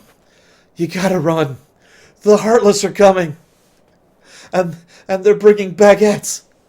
and really nice coffee. Oh god, this coffee's so good. Guys, I think the Heartless are trying to sell me scones. Oh god, the scones, they have strawberry jam. Oh, they're so good. Oh. Anyways. I'm done.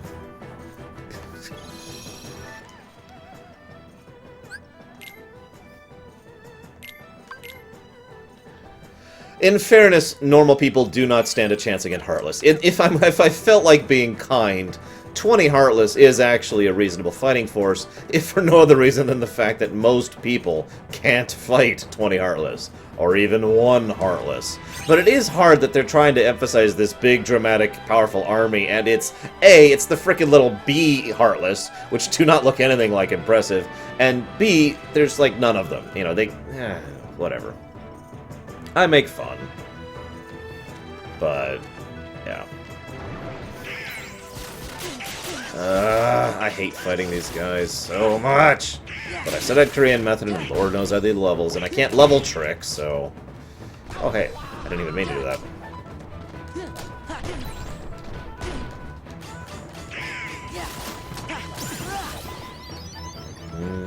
Butterscotch and scotches.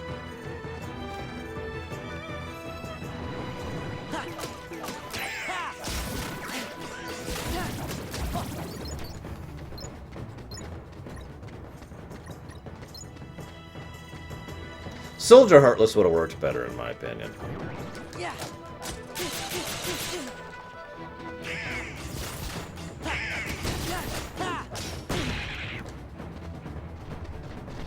I really hate to point this out, but given the fact that those Heartless for those cutscenes did not have AI scripts attached to them, they could have just rendered more, at least like 10 times as many.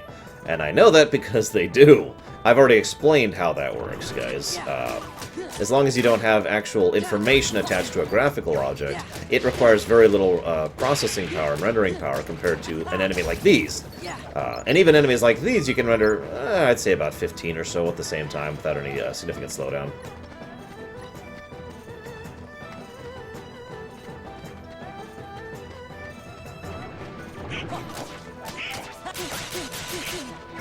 Now, it's possible they weren't like... it's possible they hadn't figured out that trick yet, and they were like, oh, crap,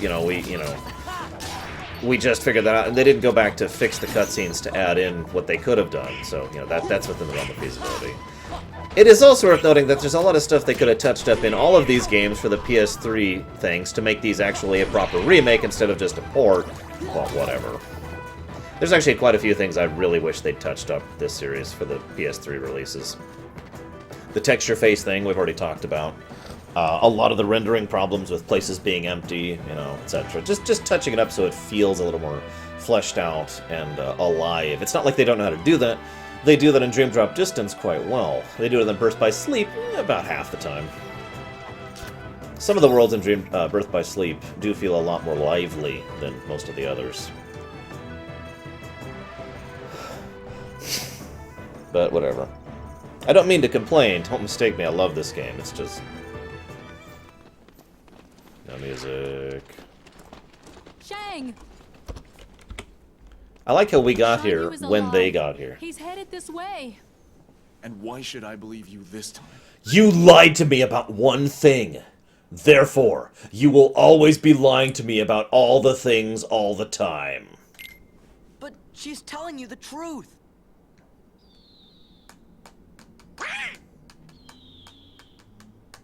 No music.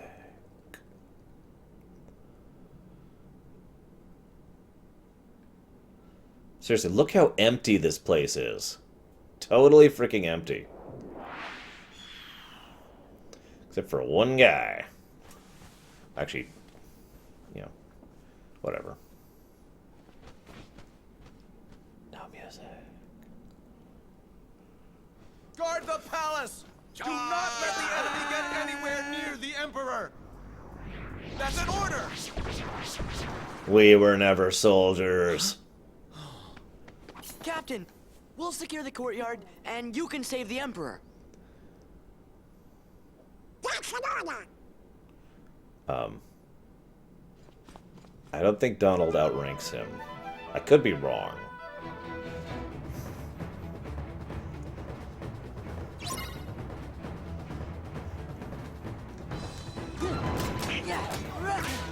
Seriously, look how huge this area is. Now, we know why it's huge, because there's going to be a really large boss fight here later, but god, seriously?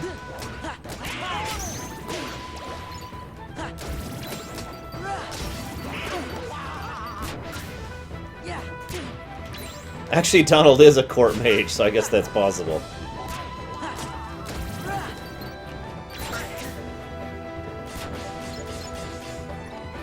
I hate these type of enemies, by the way. Oh, Donald is absolutely more skilled than that idiot.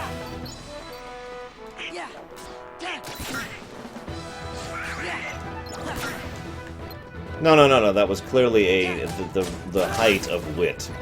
Okay.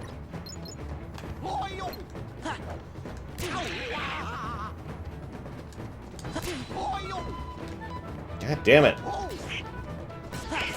Actually, I think we know the exact error. I just don't know what it is, Titans. That would be pretty cool, Jaywalk, admittedly. If they did something with it. The Emperor's in danger. Yes, we know. That's why we're here. I will say this. I like the fact that she's like, the Emperor's in danger. What she could have said is, those guys are incompetent and can't possibly save him. We must save him. Hey, Aguiar. Welcome to Kingdom Hearts Devoid. And once again, just this completely empty landscape of nothing here.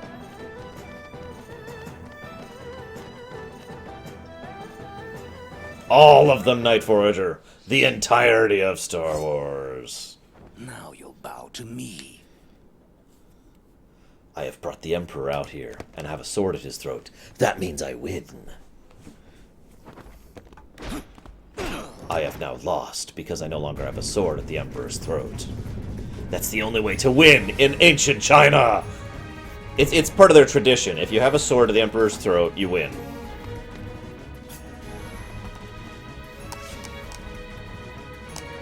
It ends now. Right now. I am very overconfident. Because I have the power of bees! Sorry, I know volume control. I'm sorry, guys. Sorry.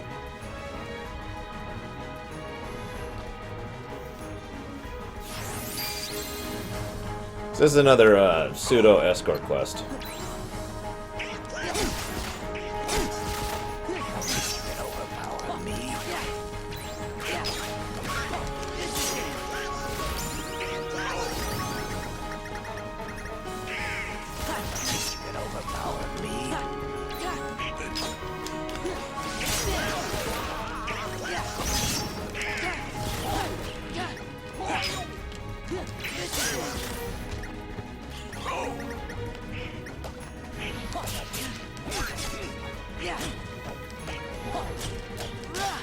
That's right, I'm killing a bird. As we all know, birds are the most evil creatures in all of video gaming.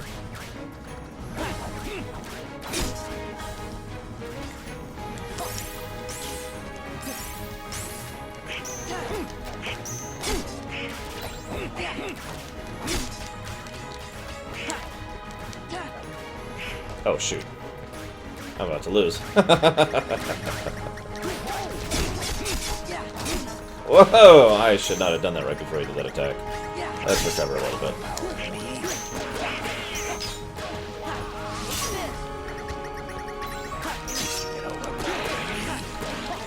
Yeah, I think I'm about to lose, just because I wasn't paying attention, and I dragged him over during a major attack, which is bad.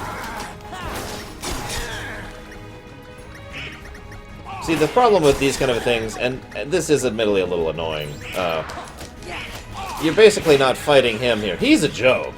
There's like no difficulty to him whatsoever. It's the fact that he can kill the gate that's hard. So yeah, we just lost for, because he took down the gate, because I wasn't really paying attention there.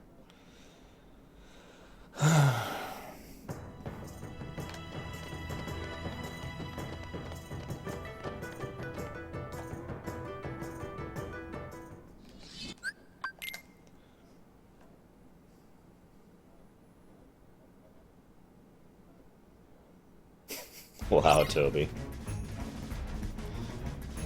But he wins that way. Didn't you hear what I said about Chinese society? If he gets that sword back to the Emperor's throat, he wins. We can't let him win. We can't ever let him win. I suppose I will go ahead and do this about this point in time, though. Oh, I love how the game keeps going as you're trying to drive for him.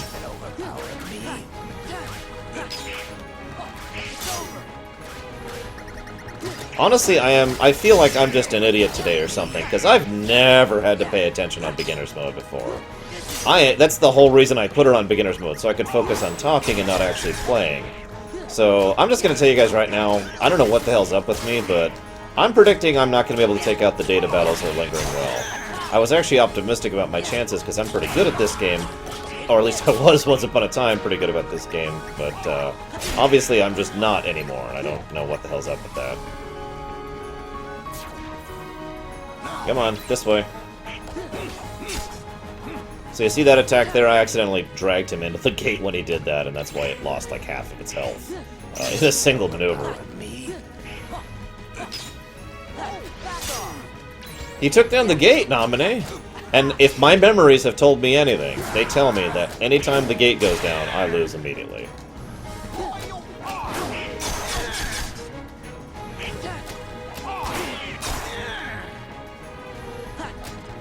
That is true. I am not really trying at all, Bandit.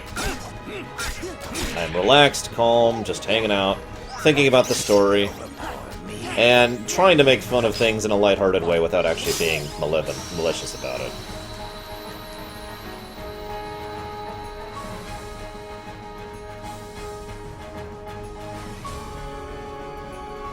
Never, Samurai. I must be playing on hard mode. Hard beginner's mode.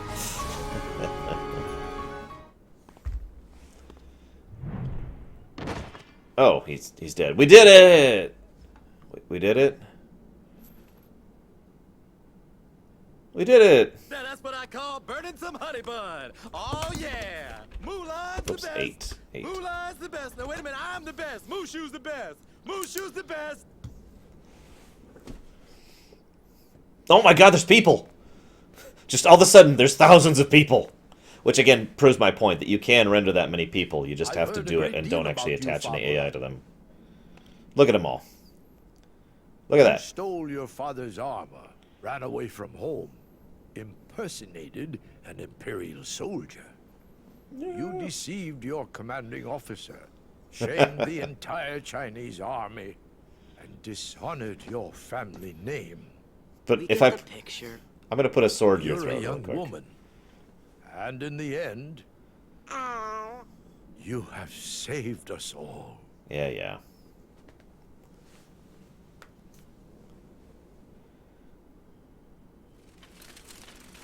See, they even got them to do an animation, because they're actually rendered there. This is just making my point that they could have done this kind of thing, and they didn't. That's why I make fun of it.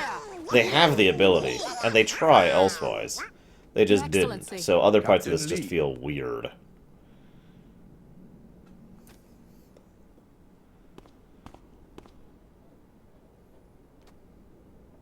Take this, so the world will know what it is you have done for China.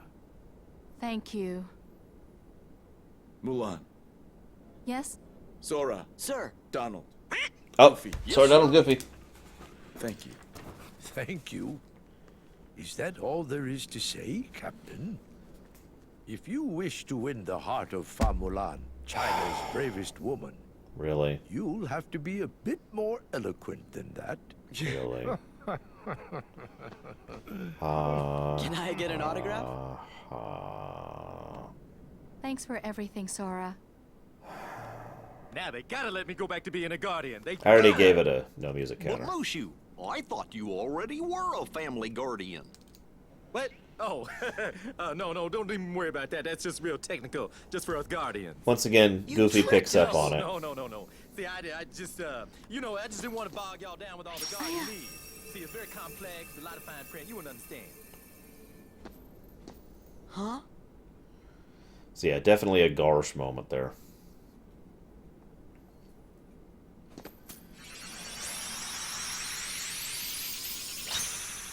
I am sincerely tempted to start giving additional no music counters for lengthy scenes that have no music.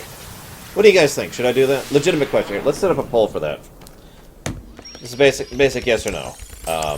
Yes, multiple for longer scenes, or no.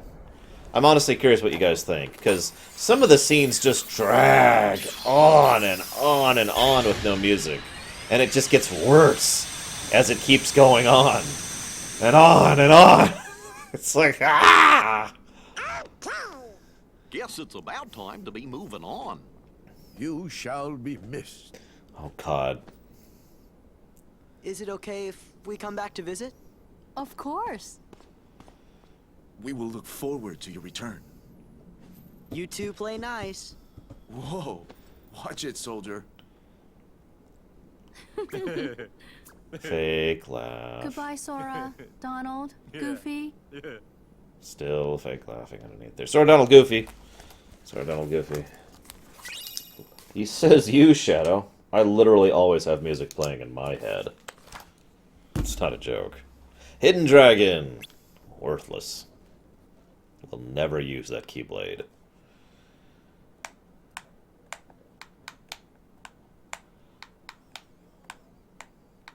Probably pencil. There's actually a fairly large number of mods that came out for this game, for the PS2 version, once upon a time. And then all of them were basically abandoned. That's true, Bandit. It could be worse. Okay, after all that no music, let's take a break and do some Star Fox. Shall we?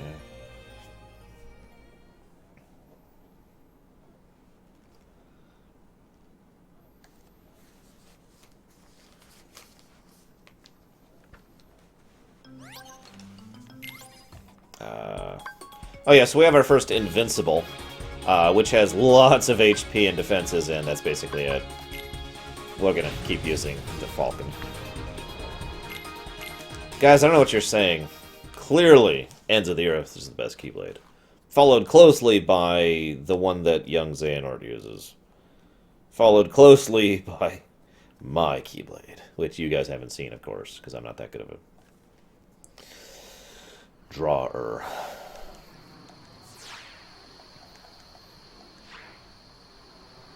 This sure is exciting. Yeah, I actually have a few songs that I specifically use as song cancelers, okay? Songs that are quiet enough that I can focus on them so that I stop hearing other songs I don't want to hear. Because, yeah, you get used to that after a while, as I'm sure you well know. No. There we go, got him. Probably not, Jaywalk. Not at this point in time, after all I've been through. Holy crap. Besides, wouldn't you rather be a nobody? That one is terrible, Aguirre. Okay, so for those of you who don't know, there's a Keyblade you get after the Roxas fight. Two become one. Which is really cool looking, and decent stats, and terrible if you ever want to drive form, because it changes the drive form formula thing. Basically, you have a 50% chance whenever you form when you do that, regardless, to either anti-form or final form. Actually, Frostmourne could be considered to be a Keyblade, given the nature of what it is, if you think about it. Obviously, equivalent of a Keyblade, not literally a Keyblade, but, you know, that's how that works when you go across settings like that.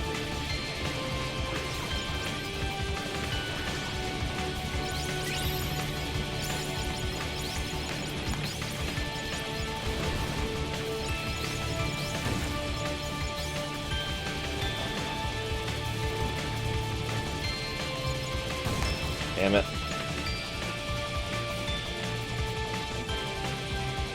I actually tried to use it to unlock the final form, but it didn't frickin' work.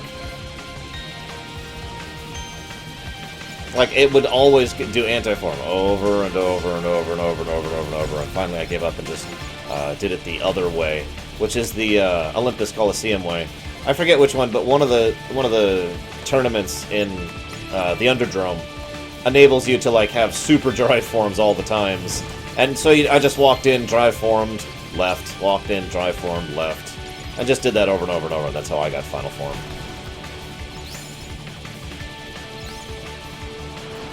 You know, if they ever released just this game on Steam, as long as it was cheap, like, you know, $10 maybe, I probably would actually buy this. I'm being serious. There's actually, this is really fun. Especially if they added to it, you know, more missions, more cutscenes, maybe some story.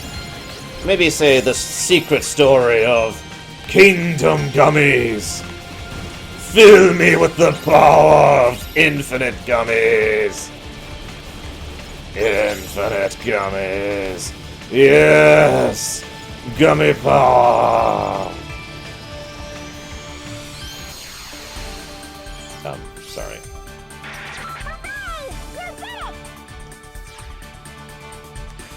Honestly, I'm pretty sure that anybody would want Fenrir ability-wise. It's just a little bit too overpowered in this game.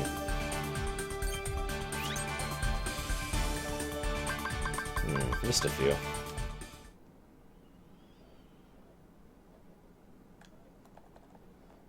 Supreme gummy. I meant to buy gummy bears at the grocery store the other day, just for the joke of being like, behold! I totally spaced it. I'm sorry, guys.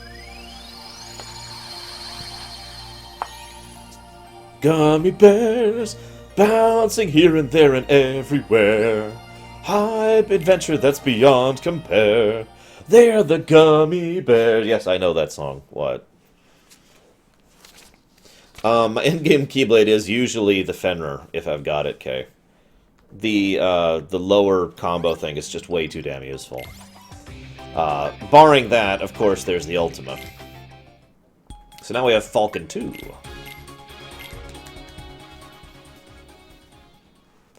Oh, a moddable Star Fox Gummy... Oh, that would be so cool.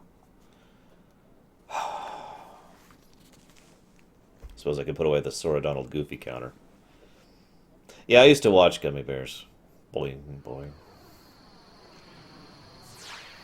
Yes, I know.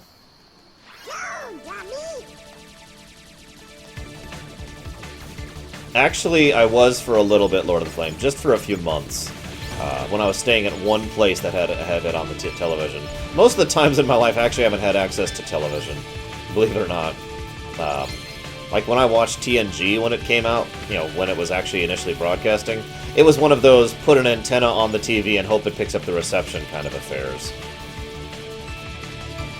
So I remember watching The Next Generation with very, very grainy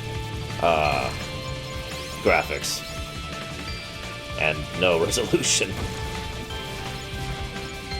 I should be paying attention. I'm on the metal one.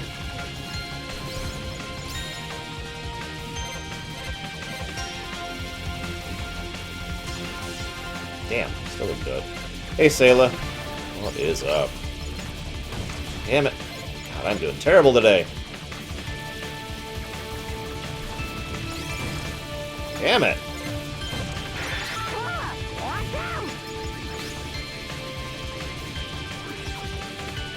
Yes, it was actually a 0x0 resolution. How did you know?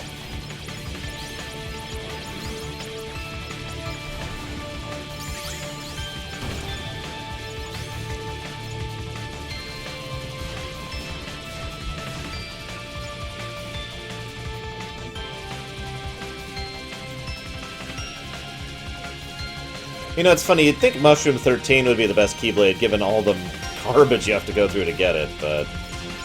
whatever. Welcome to my world, Sayla. We had a big old honkin' TV, too. And mono sound. Ah, the days.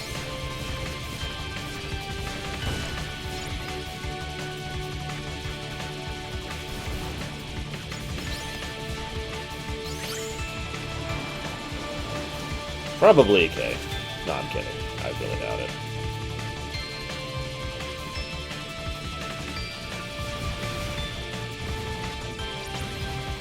I think I have to. Oh well, that sucks.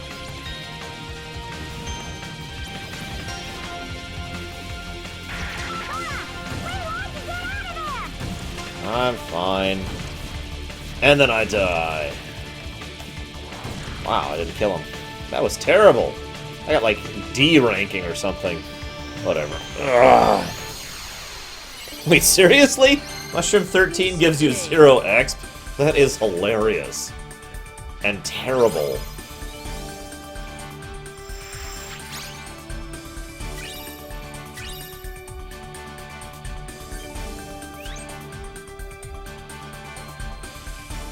I don't need any of those right now, so I can skip that for the moment.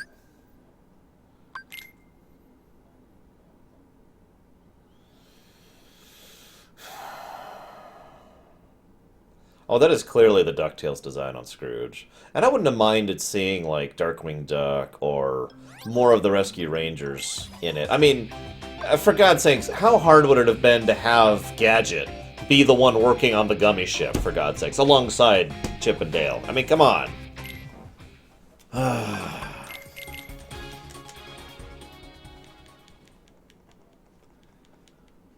Wait, did I get a gravity? I wasn't even paying attention. Gravity is critical to most of my Gummy builds. Gravities, thunders, just plain old thunders. And the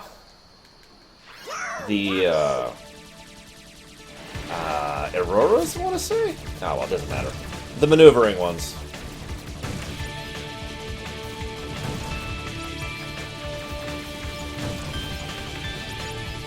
Come on.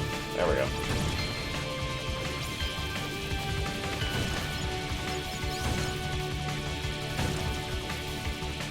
Just taking the hits at this point. Damn it! I still missed him. Whatever.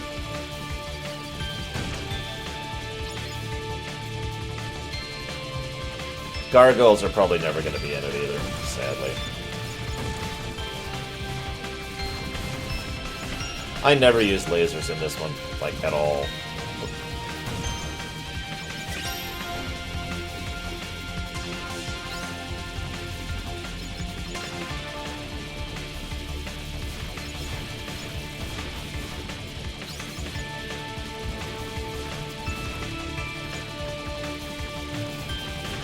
Yeah, with Zipper helping out, that'd be even, yeah.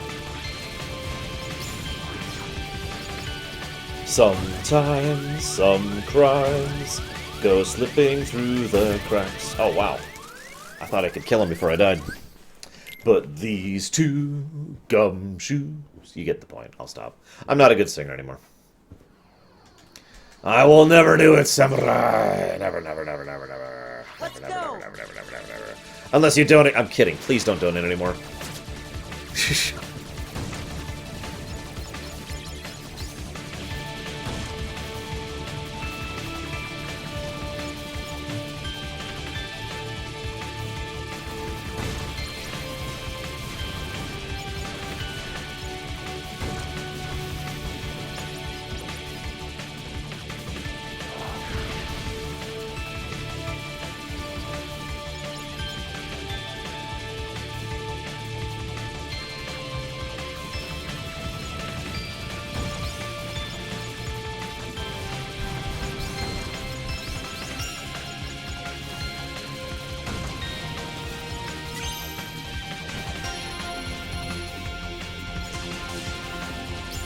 Apparently I have lasers on this thing. I just never let go of firing, so I never find out. Good night, Lilu. Hope to see you tomorrow. That's a good question, Sale. I'm pretty sure Robot Chicken has covered pretty much the bases at this point. Like, everything.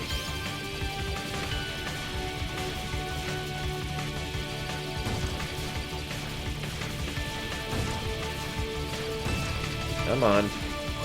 Wow, okay, you have way more health than I thought you did. Oh, jeez. Damn it! Just as I was gonna get some health. Oh my god. Don't forget the Gullwing, like, does... Oh wait, does the Gullwing still work in this version? I don't actually remember.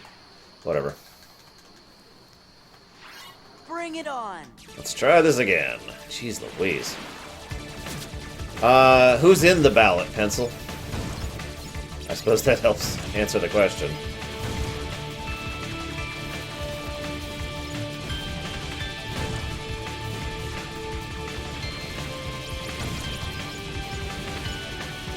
I will never use the pause buffer trick. Ever.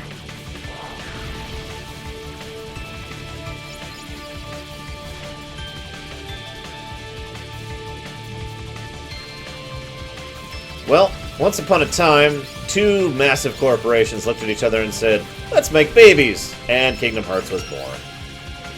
See, when two corporations love each other very much... No, I'm saying that wrong. When two corporations love money very much... I'm done. Oh, Calandros! I can't do his voice like at all. Oh my gosh.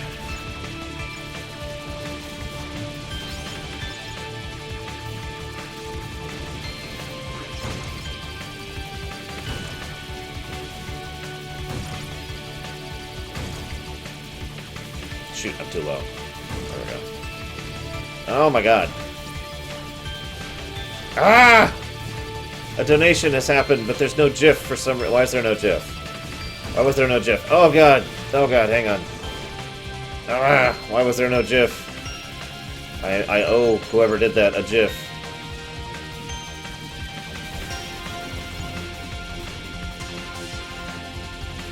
When one corporation loves money a great deal. I can't do... I've lost Palpatine's voice recently. I don't know what's up with that. I can't do it. I was trying to do it earlier, and I failed miserably. Someone asked me to say something that Donald Trump had said in Palpatine's voice, and I just couldn't do it. I couldn't manage the voice. I don't know what's up with me. I did it! I made a rank, guys! Jesus. I am terrible. Oh, yeah, we're not even gonna...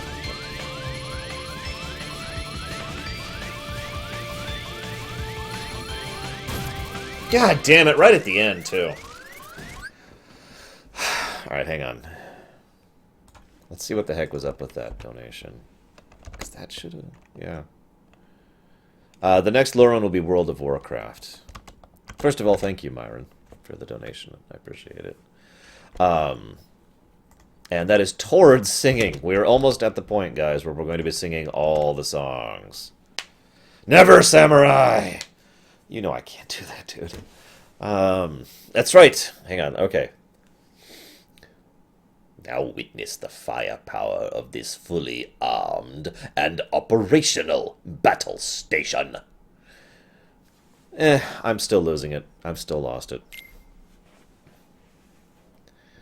I don't remember Night Forger. Something to do with Muslims and stupidity.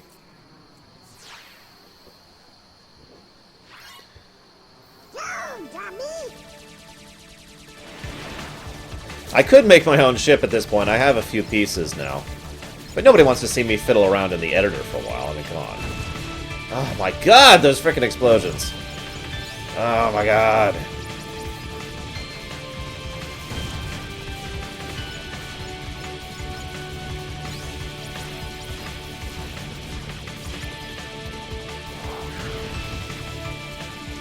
I've been saying GIF forever. I've never not said GIF. Sorry. Alright, by the way, you totally, you deserve a GIF. So let me see if I can get it to show up here. Just for you.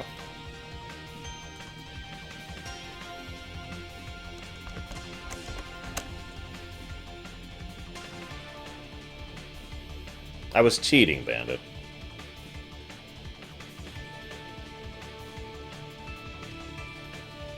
There we go! Except now there's no sound. So I've got the GIF back, and no sound. What the hell's... Alright, hang on. Something's up here. Something's up. Let's check this. It's still got the sound file attached to it. I think it does. Yeah, it does, right there. Yeah, there's the sound file. It's still attached to it. Why is it not playing it?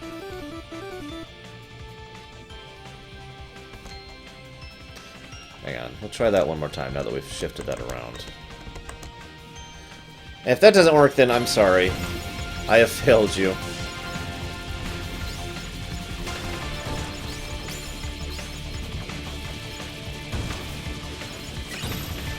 I should start paying attention, because I keep dying. My nobody... Well, we all know his name, don't we? He's a character in my own story.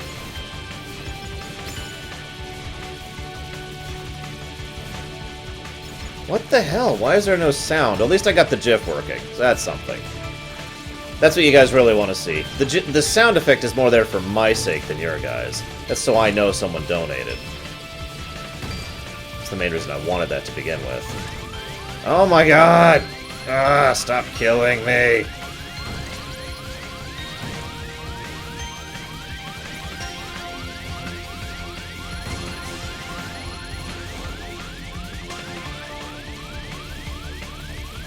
Yeah, the sound did not work. Actually, fun fact, my nobody actually has long white hair. Relatively long. Not that long. But nobody cares about that.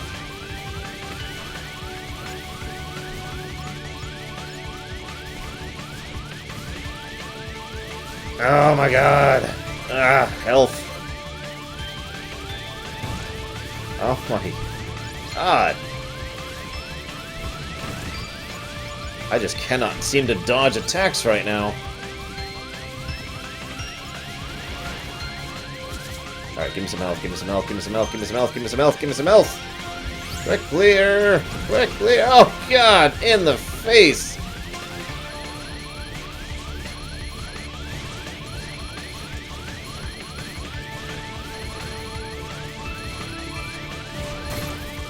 Oh, come on, no! I was right there. Whatever, I give up. I'll do it later with a better ship.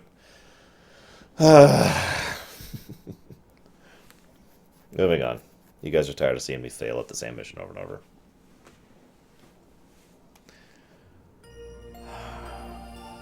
Let's go get Cure. Is that? Yeah, okay.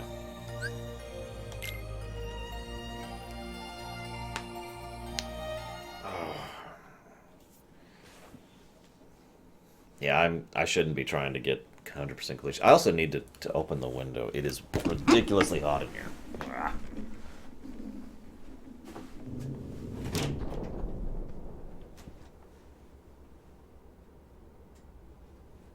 Hey, what is this place?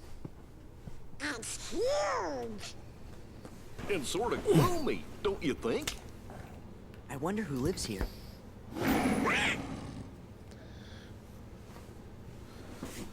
Hey, does anybody else recognize that? No music. Hey, that's the beast. Maybe we should check up on him. And the Heartless.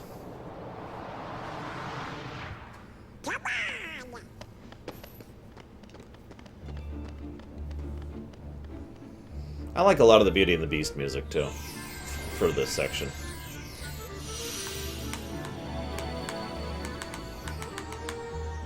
That also probably counts as a Garsh moment, because Goofy's the one who immediately recognizes the Beast. Adam Shadow. Or Adamska, if you prefer.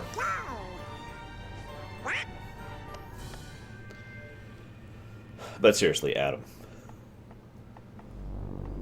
Donald, you have issues.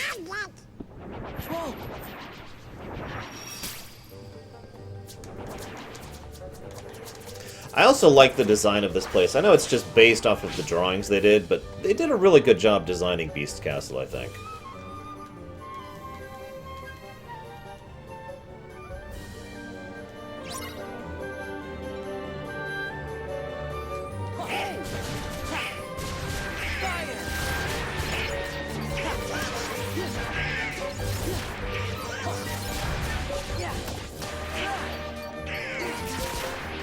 There's also a fun trick you can do, which I'll be doing as soon as I get Cure. See, Cure has a weird thing in this game. It costs all of your money. All of it, 100%, right? However, it costs all of your current mana, not all of your max mana. So in other words, if, for example, you notice I have just a sliver of mana right now, I could actually cast Cure right now, and it would still go off.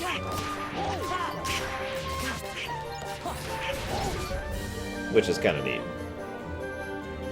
And yeah, they're in France here.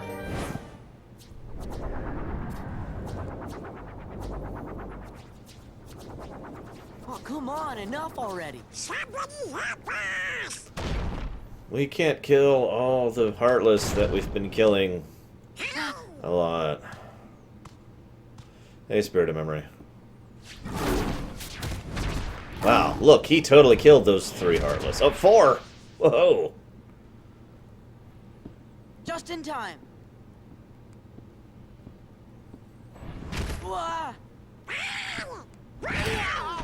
So either the beast is under some kind of mental alteration, or he's just being the beast, because he is kind of a dick. Also, why was the rose down here? All by itself in a room with no one else to guard or protect it or even watch it? Is that ever just... Am I the only one that's always bothered? Because the only reason for it to be here is for us to find it and then to have this little plot point dropped in our lap. This is the equivalent of the GM walking up with a neon sign and saying, "Here is your quest!" With this many Heartless around, something must be up. Why do you have to do that?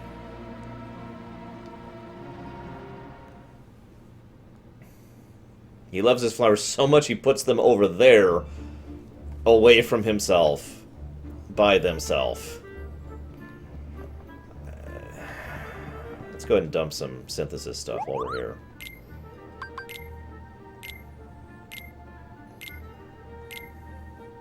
See if we can make anything really quick. So this is the crafting system.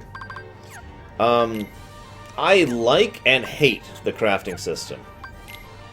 Reasons why I like the system.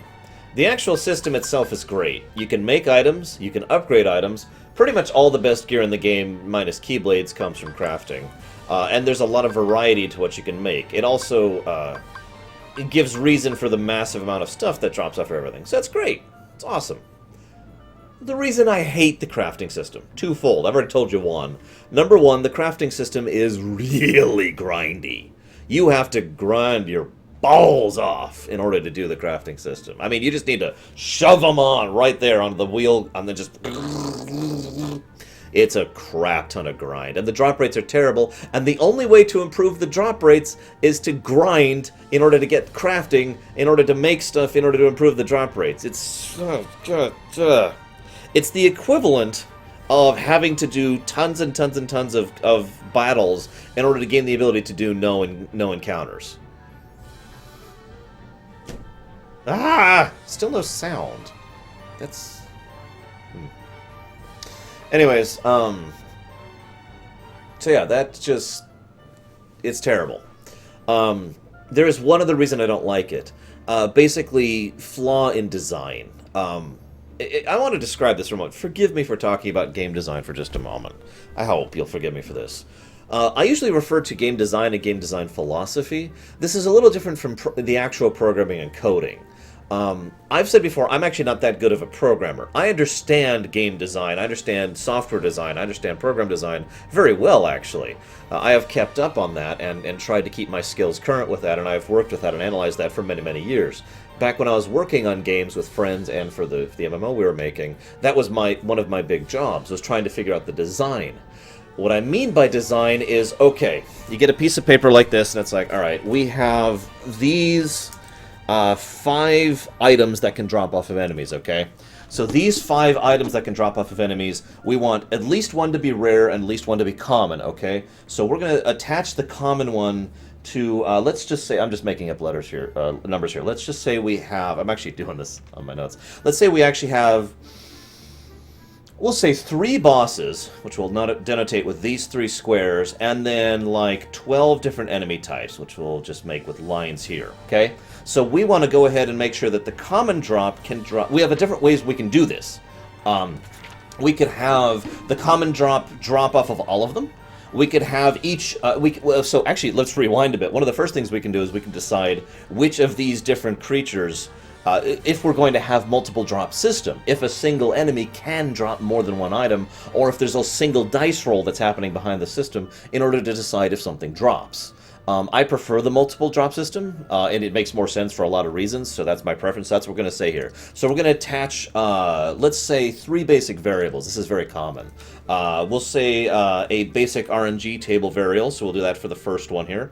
Really briefly, RNG table is you have a table with like usually about 256 different entries in it, and it's being advanced by something. Most older games use frame counting to do this. Some games use input to do this. There's a lot of different ways to do this. Point being, so we'll say like we'll use your basic RNG table variable for the first one, okay? For the second one, we're going to use the same variable but the second entry in the same table, because any given table usually has something like 5 entries in it. And third, entry. For the third entry, we'll go ahead and put...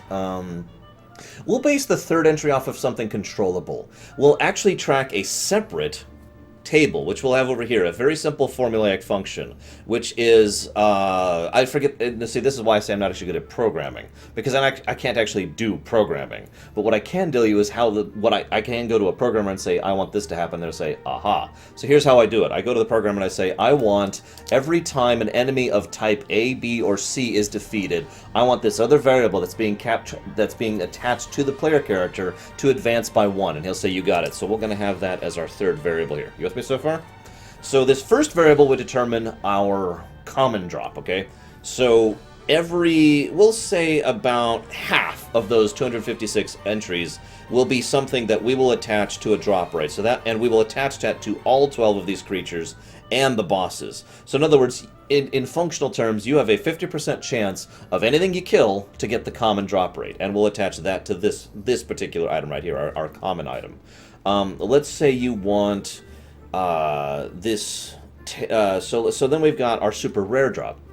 Now the super rare drop, we probably want to attach to that second variable. The second variable, we're going to go ahead and attach it. So we're going to do this separately. For the bosses, we're going to have a separate attachment here of the bosses, so that the bosses have a unique drop based off of the first entry in the table. So in other words, off of a boss, the uncommon drop is the rare drop is actually a common drop. You with me so far? And then the actual rare drop we will attach to, let's say, these 3 enemies here. Okay, these specific 3. And so those 3 enemies are the only ones who can drop it, and it has a rare chance to drop. We'll go ahead and put that under the second variable, which we'll say at maybe like 25 out of the 256. So a 10% drop rate, basically. You with me? Well, I haven't been working on that in years and years, Radagain. That was back in 2002 to 5, give or take. So now we've determined how to figure out those drop rates, okay? Now we have to sufficiently spread out each of the other drops, the other 3 items we have, so that no matter what happens, we're never going to reach a situation where we have too little or too much of them. Now, I'm not going to keep going with this, because this would actually probably take me like 20 more minutes to actually even just sketch out a very rough idea of how this works. But the point is, they didn't do this in Kingdom Hearts 2 at all. They made it so it's too easy to get some items because there's more of those enemies in the world, and too uncommon to get some items because there are too few of them, and there's a higher demand for the items that there are too few of, and too little of a demand for the items that there are too many of. They didn't balance it properly. They didn't figure out the design properly. They didn't say, okay, well, across all of the different worlds in Kingdom Hearts, this enemy is represented in 12 zones, and this enemy is represented in 3. So the 12 zones one, we want to make him drop the lesser item, and the 3 one, we want to make drop the higher item, the one that has less of a demand. And so it bottlenecks. The crafting of Kingdom Hearts 2 bottlenecks to the point where you reach the point where you actually do not have the resources you need, to, just like one specific resource you need, in order to actually continue the crafting.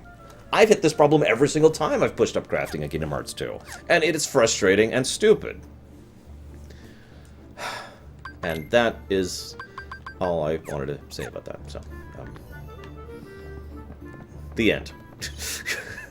Sorry, guys.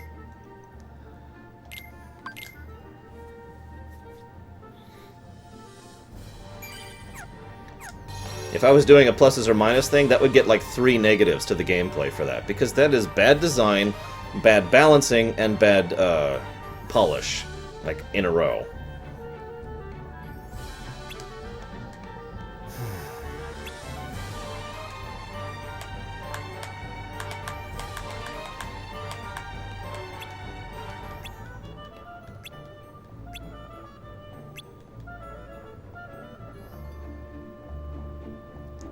Now, of course, some people are like, oh my god, you know, you just want them to make it easy for you. No, ease is not the point here. Good design is the point. I want them to make it so that it is a smooth curvature of power gain, basically, relative to how much you actually accomplish in terms of the crafting system. Par exemple, if you reach a point in a game where there is one group of enemies in the entire game that drops what you need, and they're in this one area, All you're encouraging the player to do is to go back and forth between two corridors. That's it.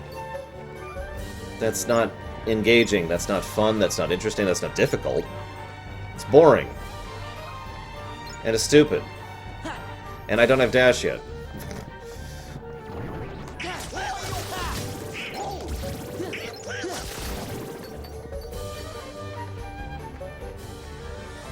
I also have long argued, and I mean since like early 2000s, I have argued the drop rate design philosophy. I've said this many times. 10% should be the rare stuff. 10% drop rate should be like the super rare stuff, and it should not be more rare than that in any single player game. Ever.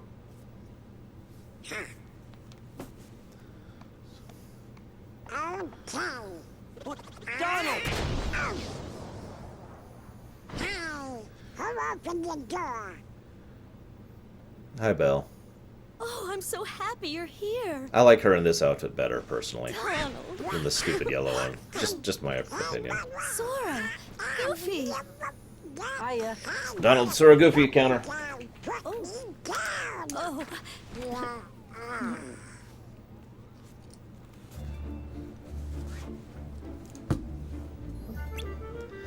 Crutch means you rely on it too much to the point where it hampers your ability to do anything without it. And it hampers your creative ability overall, basically, Shadow. Shiny Pokemon are a weird case. There's sort of a gray area when it comes to design philosophy in terms of stuff that doesn't change the game. In other words, shiny Pokemon have zero benefit over regular Pokemon. Zero. They are purely cosmetic. And some people argue that anything that is purely cosmetic breaks the rules, basically, that shouldn't adhere to most design philosophy and should be allowed to, drop however much or how rare you want it to. I don't fully agree with that, because I think that the cosmetic aspect is still relevant. You still want it. There are still people who enjoy having shiny Pokemon, or maybe there's like one particular Pokemon that you like the shiny design and the coloration better than the regular, and you want that one. If you want to get it, you have to grind your balls off in order to get it, and that's not cool. That's not good design, IMO. And yeah, that's original actress. In actually about half of the actors in Kingdom Hearts 2, it's the original actors. Hey, it's fat bodies, or whatever they're called.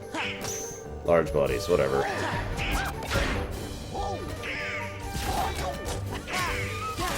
Damn it, I screwed it up.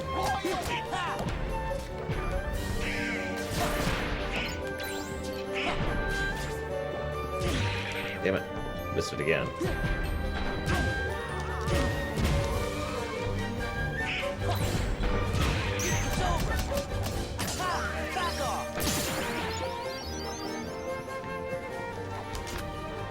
Let's not even talk about legendary shinies. Let's just not. That is within the realm of possibility, Sleepy. But here's the question for you. Do you think people who do not care about the rarity, but only like the appearance, should be punished for the sake of the people who only care about the rarity and not the appearance? It is worth noting that vice versa is true as well. And I would also like to say that there really is no good answer between these. I just argue that things should not automatically be super ridiculously rare just because they're cosmetic. That was the point I was trying to make.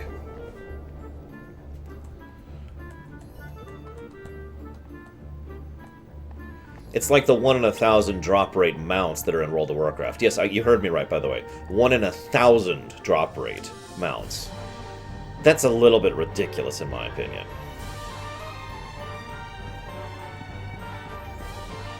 Yeah, we'll get on the way back.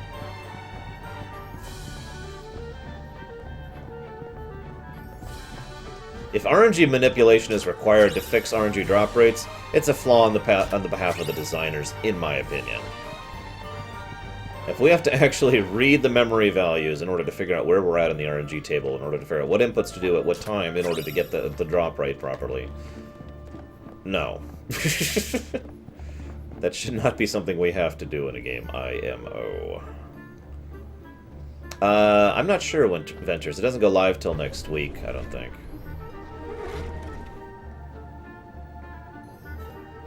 Yes, like the Phoenix, which I actually have now, finally.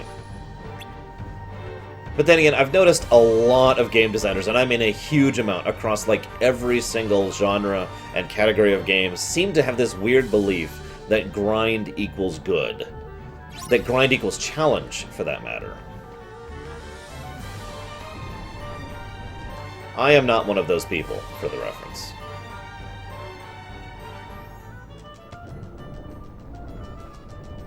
But then again, it is worth noting that there are some people who enjoy super rarity. And there's nothing wrong with that. It's just...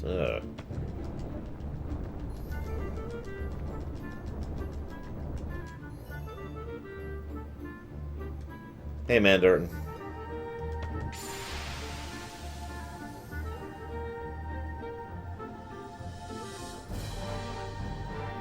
But seriously, after about 4 years of killing Kael'thas, I was pretty tired of it.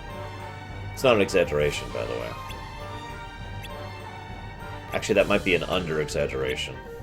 Basically, whenever BC came out to this year, is how long I've been killing Kael'thas for that damned Phoenix. What do you mean, Deacon?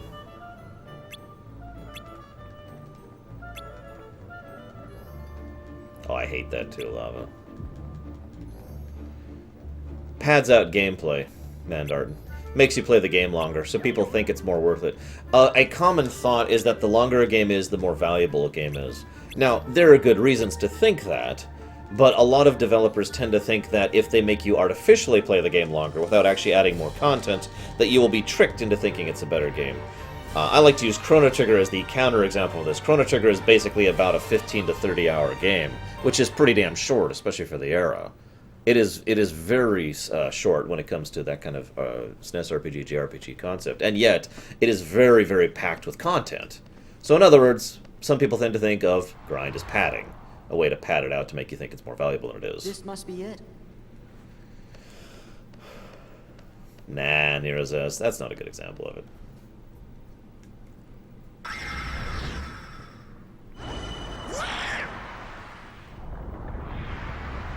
This is one of the cooler boss designs, in my opinion.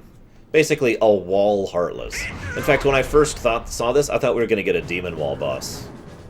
You know, from FF4 and 7 and 12.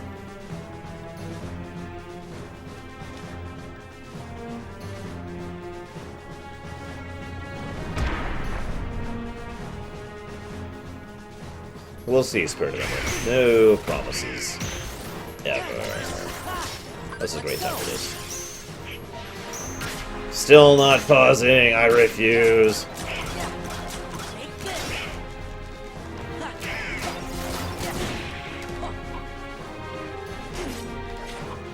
Damn it.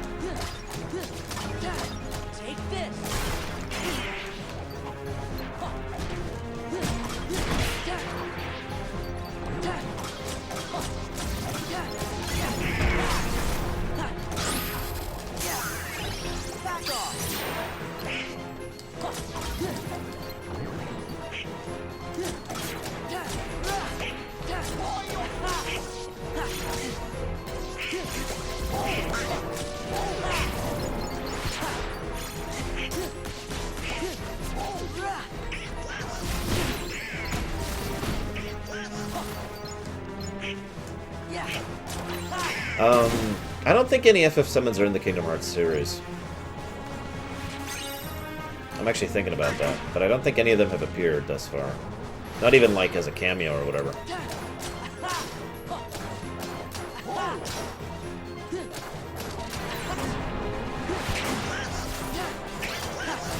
Oh, gotcha, Deacon. Yeah, okay, I know exactly what you're talking about. And I agree with you on that. I agree with the badge concept. I have ever since they implemented it back in BC.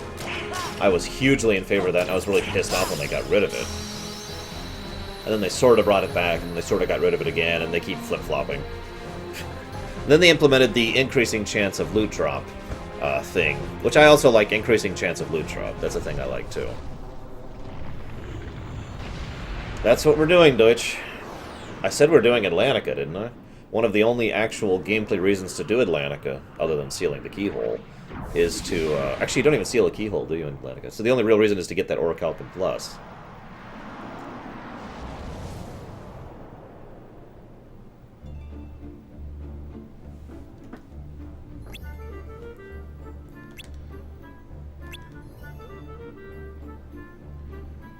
Well, that's a little different than what we're talking about, Jaywalk. The badge system we're referencing is, let's say you've got a boss, and let's say it has a 5% chance to drop this item and a 20% chance to drop this item, and otherwise you're screwed. However, it has a 100% chance, a guaranteed chance of dropping a badge, and that badge is a currency you can use to purchase equipment. Ergo, you are guaranteed to at least slowly progress towards better gear. You mean there's nobody to rescue? Did someone say rescue? Shh. Keep quiet. Yes, Bandit, but it was kind of terrible. Oh, they look like nice boys to me. We are nice. We're your friends. Yeah, We're Belle your sent us to find you. How would they do it, Spirit? Probably terribly. How would I do it? Kefka basically is someone who already has a broken heart. You know? I'm Sora. Donald. I agree with that as well, Deacon. Give us the ability to share equipment. I am self-winding, sir. I am not too I'm glad you're okay. It is we who are overjoyed to see you. Did somebody put a spell on you guys too? No. Yes, that's right. You've heard. It was the Enchantress. Who's secretly Maleficent. So long ago. It was a cold winter's night. An old beggar woman came to the castle and asked for shelter. But the master of this castle, that is, of course... I just feel like pointing this out. First of all, it's another Sora Donald Goofy counter. You're right. Hang on, let's add that to the list. Second of all, I want you to picture if Cogsworth was female and how different people would perceive this scene if that was true. Prince, stop that! Put me down this instant! Thank you.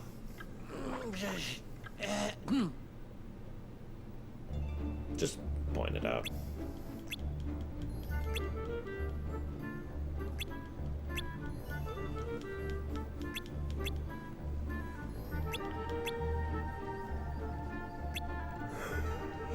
Oh, excuse me. Also, the Enchantress is a dick when you think about it. You won't let me in. Okay, I will curse all of your servants. Dick. That does seem like a decent idea, Cinti.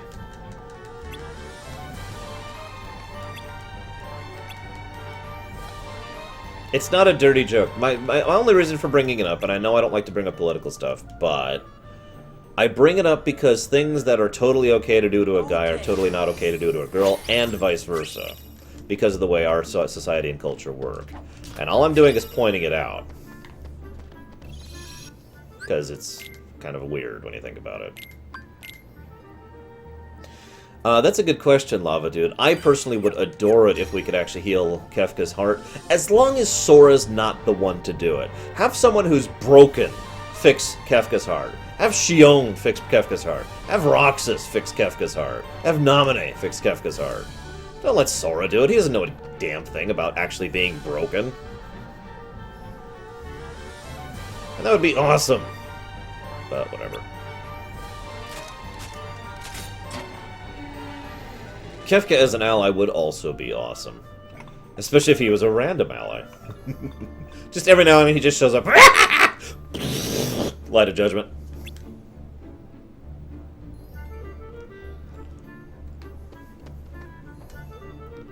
Probably Deacon, and they can go screw themselves. Speaking as the foremost FF6 fan. No, I'm kidding. Seriously though, screw them. That's kind of my point, Samurai. Sora is broken and doesn't realize it. Xion, Naminé, and Roxas are broken and are fully aware of it and constantly struggling with it.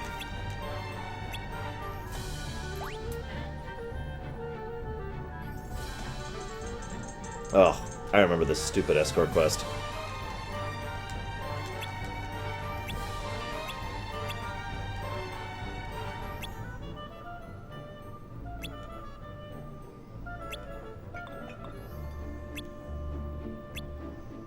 That's actually a decent point, Thriller McMiller. Especially nowadays, I would probably say no to that too, unless under pretty specific circumstances. In Kingdom Hearts terms, Kefka does have a heart, it is just broken. We have seen characters with broken hearts before, no pun intended, with fractured, with incomplete hearts. Sora himself is one of those characters. So is Ventus and Vanitas both for parts of their existence.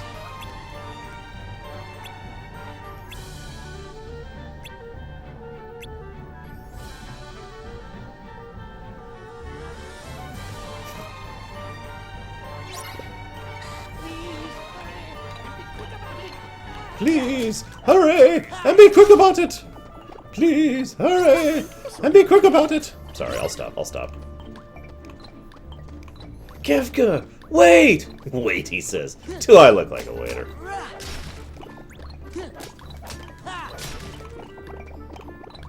Is this the spot? I think this'll do the trick. Don't worry, we're gonna hear something much more repetitive in a minute here. Seriously.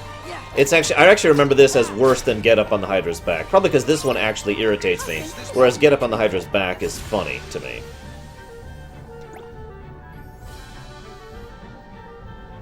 I'm sorry, but I love Get Up on the Hydra's Back. Especially the time where it played for like 5 minutes solid. But this one that's coming up just oh, it's ear poison. Yeah, we're almost there, Samurai. We're almost there. I'm gonna I think I know how to trigger it artificially, so I'm gonna show you just how bad it really can be. Because I accidentally, first time I ever did this game, I accidentally triggered it, like over and over and over and over and over, and I was just like, oh god, what's happening? Welcome back, Green. But not no lard in your tea? What the hell, Green? Master, please!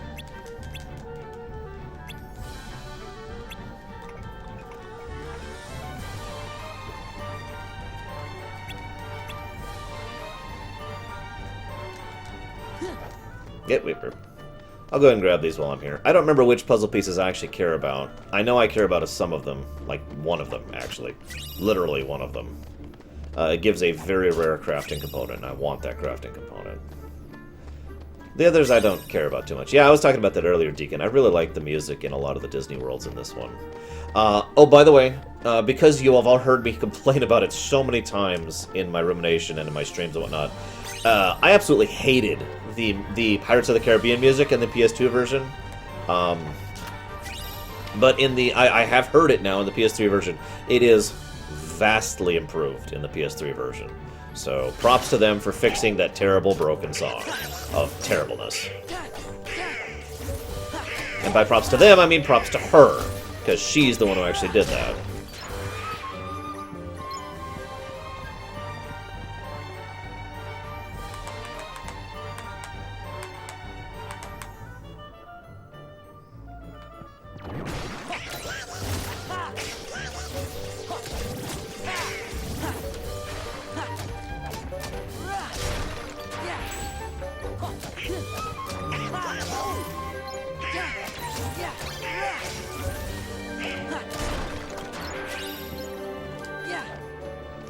Uncritical Samurai? Forgive me for quoting Tarkin here, but you overestimate my chances. I don't know if I could actually do that, like legitimately, I'm not sure. I don't know the fights, I don't have any strategies in mind. So it'd just be me working off of reflexes and instinct.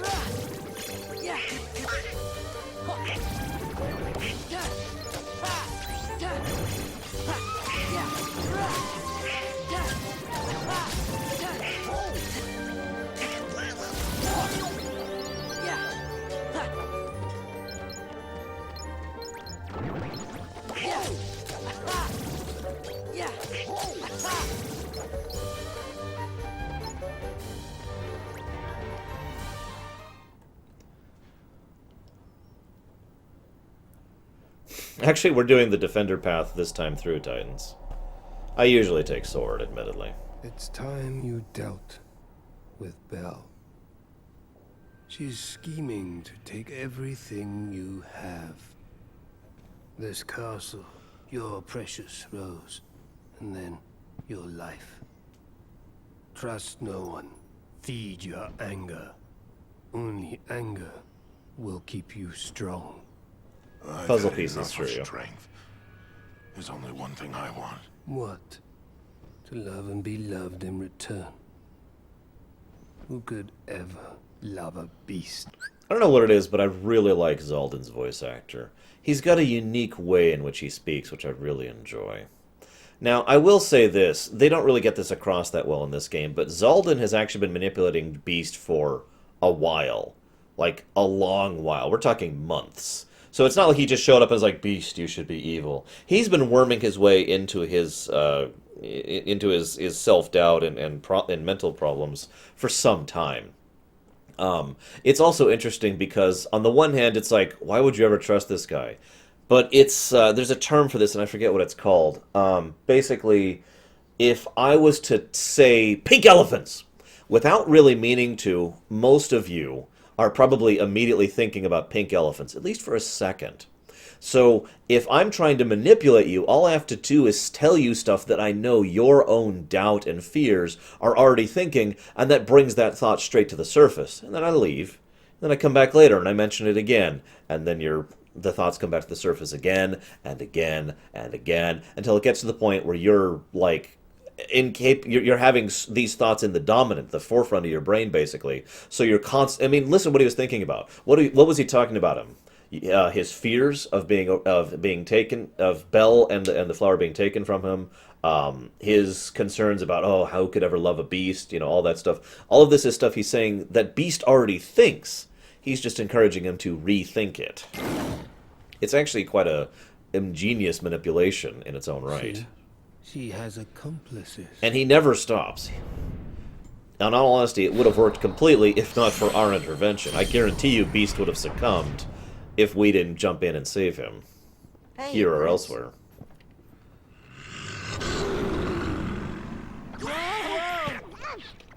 Oh dear, Master.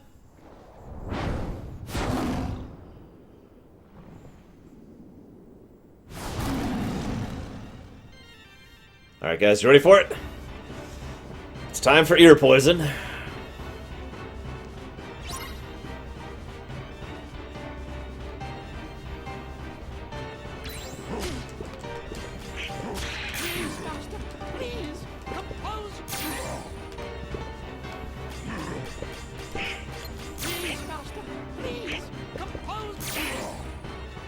Hang on, I gotta do it right. Damn it, I'm doing it too quickly. It looks like they fixed it in this version. In the original PS2 version, if you just mash triangle, he would say it over and over. He would actually overlap his own dialogue, saying it over and over and over and over and over.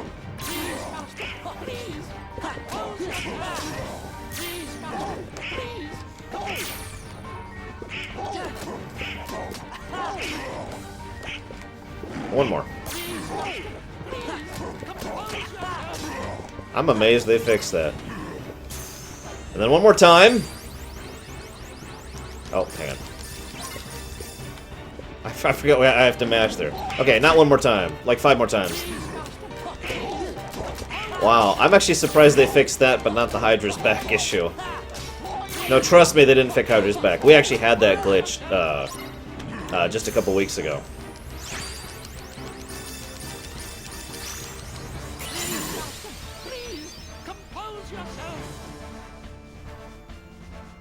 Yeah, it was so bad. Please, Master. Please, Master. Please, Master. Please, Master. Please, Master. What happened? Oh, it was bad. Well, Master, you see, that is, how shall I say, actually, Well, you put everybody down there in that dungeon. I did what? You did. Who was that guy you were talking to? The one in black. Xaldin. That's his name. He came from the darkness. He used my anger to control me. No music. He took all my sorrow, my sadness, my pain, and turned it all into rage. There was nothing I could do. I could no longer see the truth. We'll all be. That must be why you threw all of your friends down there into the dungeon. Gorsh moment. You wanted to make sure that you didn't hurt them, right?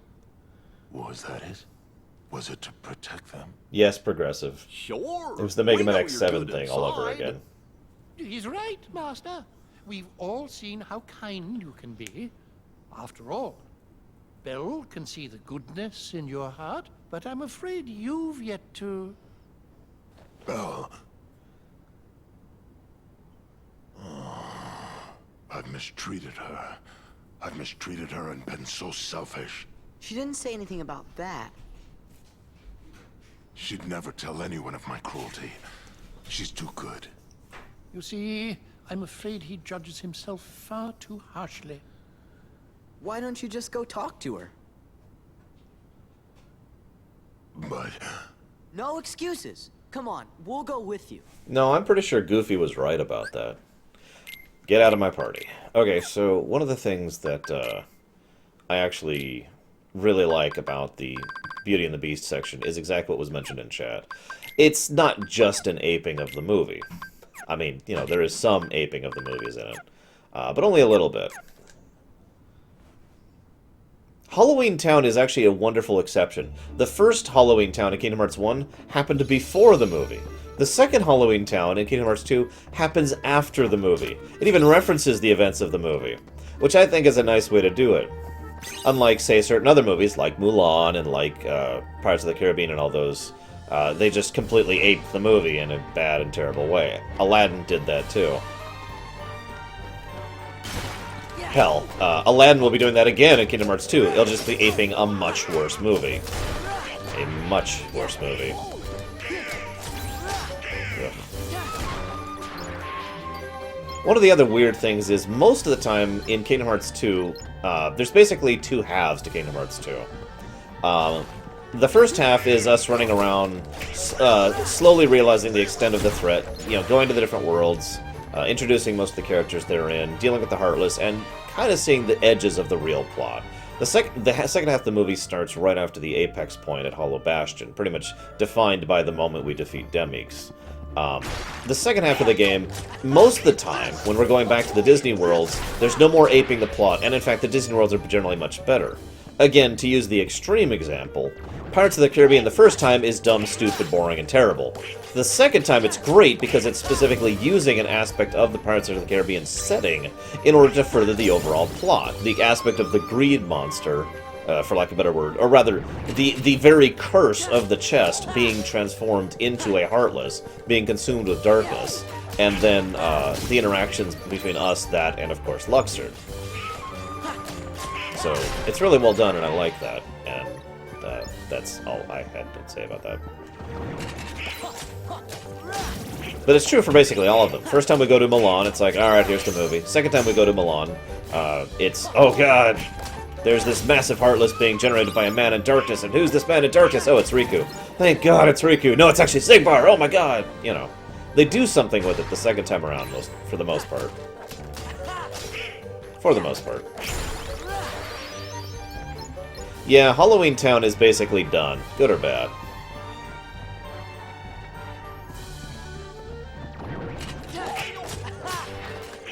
I don't actually know who is most responsible for the aping thing. And I call it that on purpose because I'm trying to be insulting. I really don't like the aping of the movies thing. I haven't since Kingdom Hearts 1. I haven't in every other Kingdom Hearts game it's been in. I don't like it when they just ape the movie. It irritates me. And I've already explained why, and I don't need to rehash that.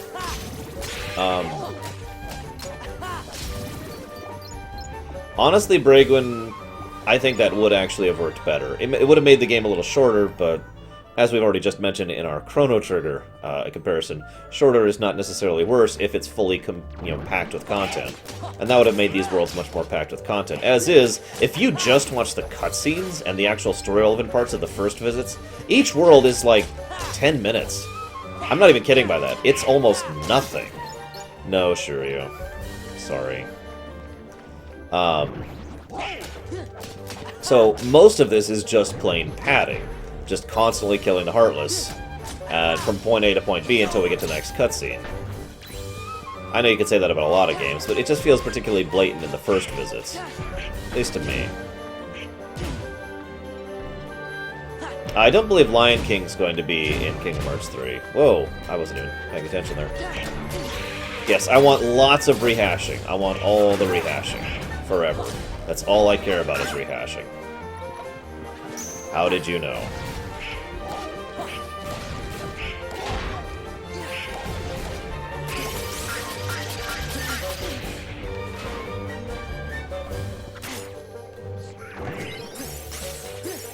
Good night, Gummy.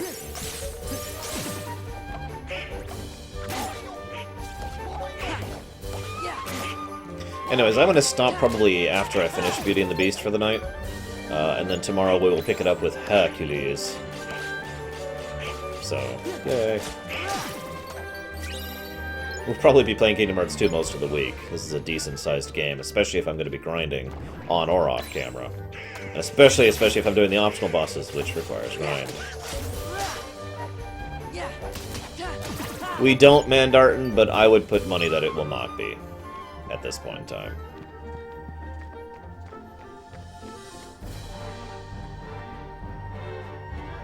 Well, it's funny you say that, Bregwin. I've often felt that the worlds that don't ape the Disney movies do a pretty good job of getting across the setting and the characters pretty well. And the example I've already given is a good example of that. Halloween Town. We have a pretty good idea of how that place works and who those characters are, even though, again, they are not aping the movie in that, in either visit. There's even just a casual reference of, Jack, have you been messing with Christmas again? And Jack's like, no, I've learned my lesson. And that's all they have to say, right there.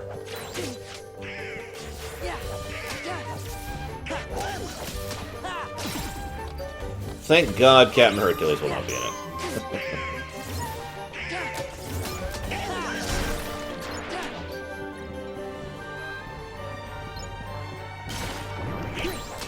Don't even joke about that, Kay. Don't even joke about that.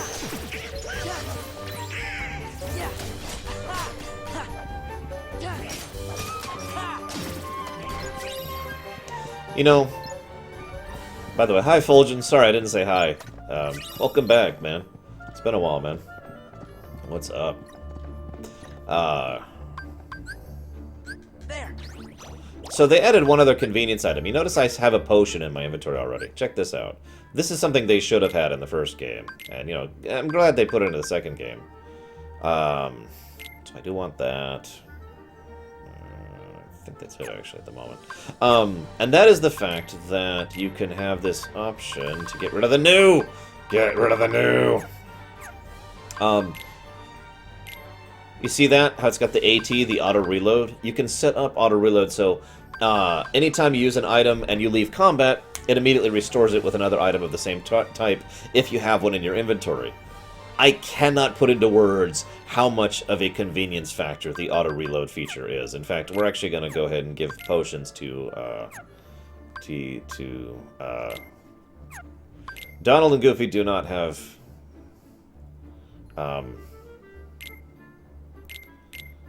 potions. Why don't they have potions? I'm very confused.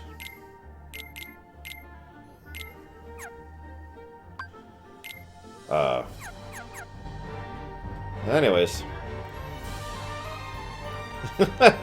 Spirit of Memory, if you check my site, there is a stream scheduled for it already.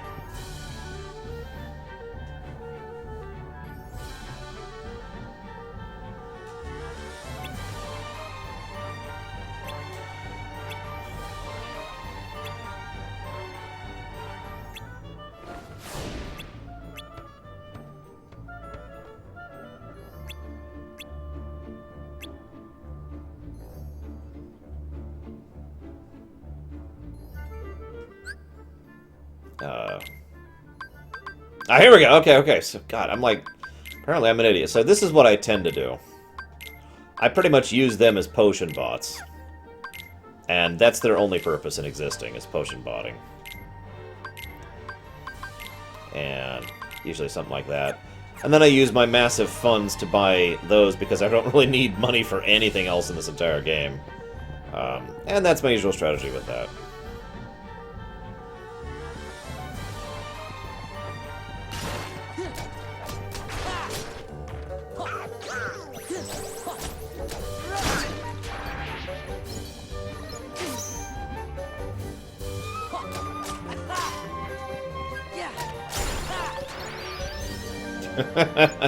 Yeah, no kidding, Spirit of Memory. I guarantee you people are going to be asking even after I do the Star Wars stream.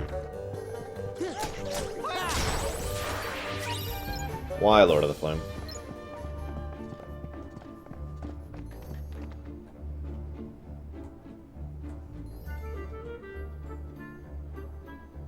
I'm warning you. You'll be sorry. Belle, where are you? Steve! Help! I'm in the ballroom!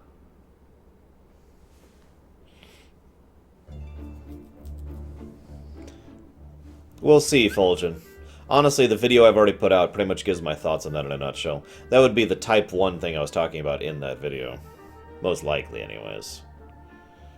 No, okay. You are not a Sora. That doesn't already have a Mega? Crobat! And Melodic.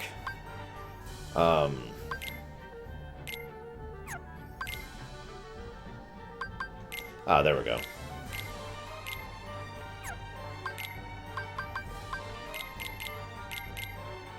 There we go. That's how I want them set up. There we go.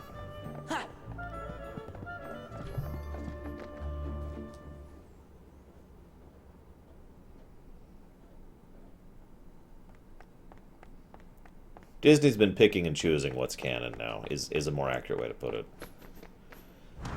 They really have. I'm all right. I'm hiding outside, but I'm alright. Mega Dunsparce. What's that really stupid monkey Pokemon from Gen 2? Which I think actually got an evolution later on. Damn it, Samurai. Call up and complain. Quick.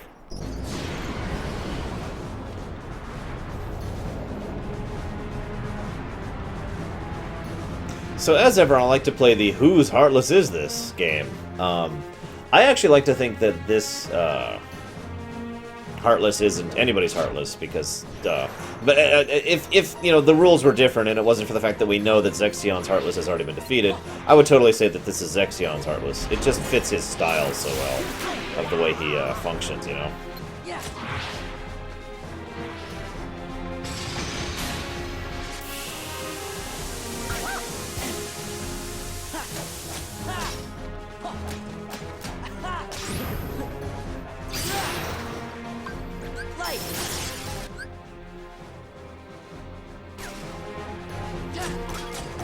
No, I know they wouldn't, Samurai, from experience, professionally and personally. Well, I've just been eaten by the floor. No, I'm pretty sure we don't know who anybody's Heartless actually are. If there's been any that's been confirmed, it's not something I'm aware of.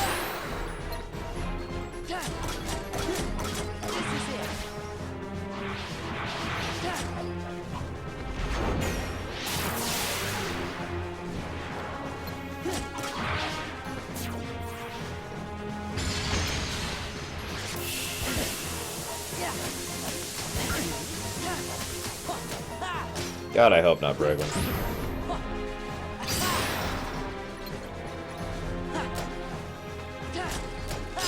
So, you have to beat basically every boss in the game with a finishing blow, which is pretty irritating, at least to me. It basically means that cranking up lots and lots of combos is actually an inviable strategy, because you'll just hit the boss like 20 times and then get interrupted from doing your finish. I know 20 is an exaggeration, it's more like 6 or 5, but the point remains. It's also part of why all of the items and abilities that reduce your combo tend to be more useful. That and the fact that finishing blows are stupidly powerful. Apparently spells do it too, which is actually something I only found out a few days ago.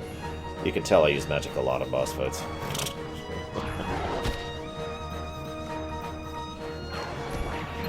Oh my god, it's the Dark Hide!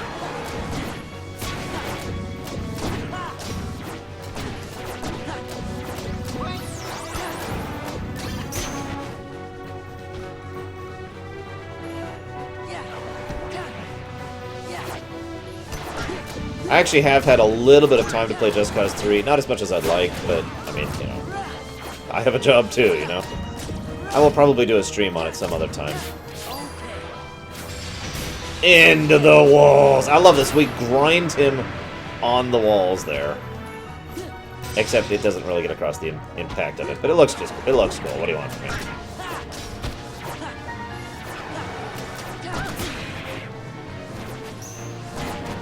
Yes, coffee tastes like garbage and death and horribleness.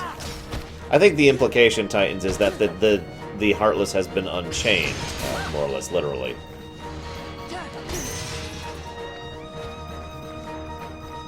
My favorite... Well, Final is obviously my favorite form. But after that, I would probably say Master, followed by Wisdom, followed by Proud, or Valor, excuse me. Proud form. Followed by Limit, followed by Anti-form. Personally. Whoops, wrong button. Apparently that does work. Didn't know. Never done it. I wish we could pose still in Kingdom Hearts 2.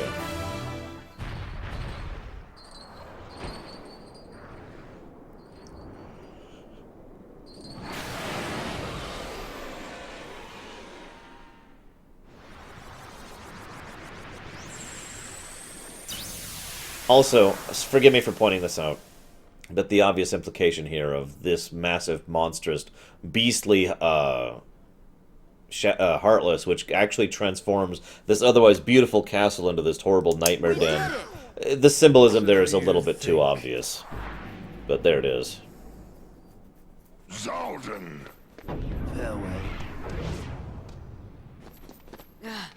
Mine is usually Valor because it just takes me that much longer to level. He must be with Organization 13. Ever heard of the Nobodies? They're evil When a strong-hearted and bad person guys. turns into a Heartless, a Nobody is created too. See, the organization, they've got control of all the Nobodies. All the nobodies. That's right. They were gonna make you into a Heartless. No music. That way they could get that nobody of yours and have control over it. Gosh. You're right. I like how Goofy figures out what Xaldin's plan was. Pretty much just like that.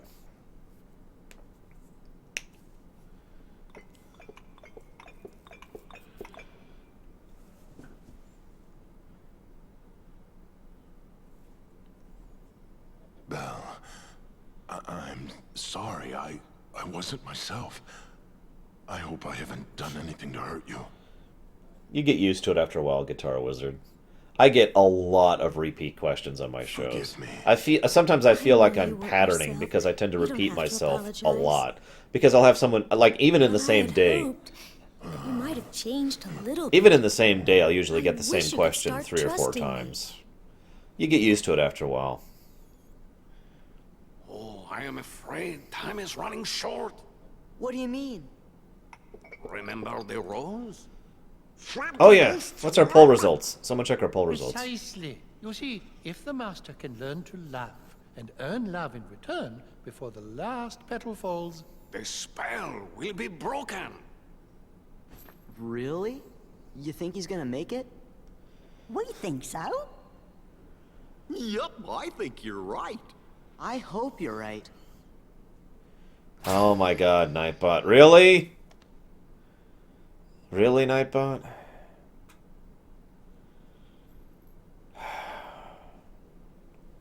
Did anyone know what the results were like? Like what we were at, relatively? The question was whether or not we add an additional no music counter for when the no music scene drags on so long, it bothers me a second time, or in some cases, a third time. Damn it, Sonic, really, dude. I absolutely love the Gummy ship sequences. In 2, specifically. In 1, I think they're irritating, because they're not fun. In 2, they're a lot of fun, and I'll usually take time out to go do them just because they're fun. Okay, yes. Well, if yes is true, then I am adding another no music for the scene in Mulan, and the scene that just happened. Both of whom just went on way too damn long. What happened? Do you have to go? No. No, we don't! Why do we say we have to go? We don't have to go anywhere. We're just... Oh, whatever. We'll see to it. Take care, dears. you are welcome here any time. If you hear anything about Riku, or the King, the Heartless, the organization, anything at all, let us know. How? You'll be in another Okay, world. gotta go. Speaking of which, yay, Cure. Here's another thing. You know how I mentioned, yes, we are Ryan VG. Samurai already donated for that. You remember how I mentioned that I don't like the highways that we use just in this particular game and in no other game ever? You know how easy it would have been to have us have the armors and for Sora to learn how to use his Keyblade in order to travel around, just like the Seeker Trio did. Or maybe we just get cloaks, which allow us to protect us from the darkness, and so we just drive the Gummy ship through the lanes in between. Yeah, there's darkness, but we'll have the cloaks on, so we'll be defended. How easy it would have been to do that. But no, we gotta go through the frickin' highways for absolutely no reason. Also, Sora's dumb. Whatever. That is definitively a Sora's dumb moment. Just not as some of the Sora's dumb moments will be multiple counters because of how dumb it is. We're not there yet, though.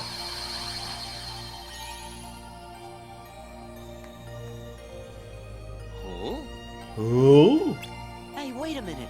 Is the ship moving all on its own? I wouldn't know. Yup, looks like we're headed toward Hollow Bastion. No.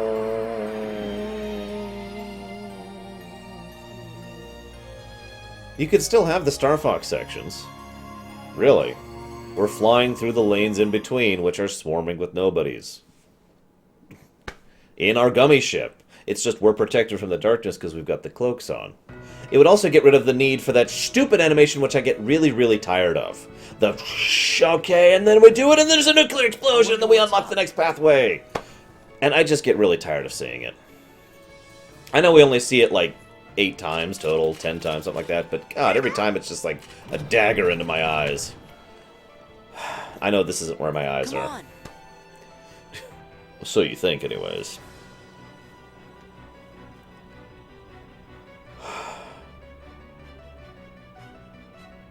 Hey, Merlin. Jackass. I know. He's not actually a jackass. He's just a prankster. Took your time, did you? Oh, was it you who summoned us, Merlin? Yes. Must Your stab brain seems Deutsch! I used too much power in doing so, and those infernal heartless. Oh. So what's up? Well, I happened to stumble across this in the Zero. Yes, Samurai. Lucky Ring's absolutely first priority. Hopefully I won't get locked away crafting-wise like I was a couple of weeks ago. I never did manage to make a Lucky Ring because I got because of that bottlenecking problem. Pooh, Sora. That's why I summoned you.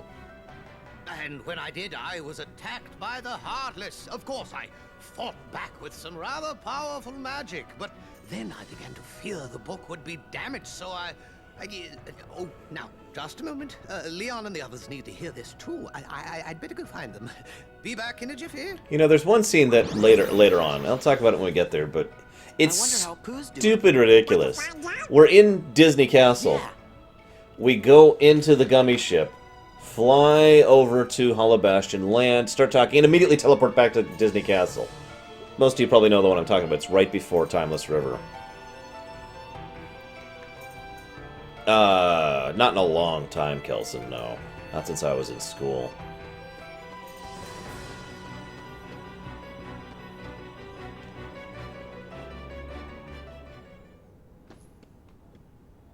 Sora! Cover for me, okay? Well, honestly, Guitar Wizard, I did put out a whole video this Monday about my thoughts on FF7 if you want to go hear them all. Because there's quite a few thoughts I had. If you want the summary, it's very simple, Guitar Wizard. Net positive. I'm assuming you're talking about the remake, of course. If you ask about FF7 in general, I've done 2 things on that. The Marathon and the Rumination.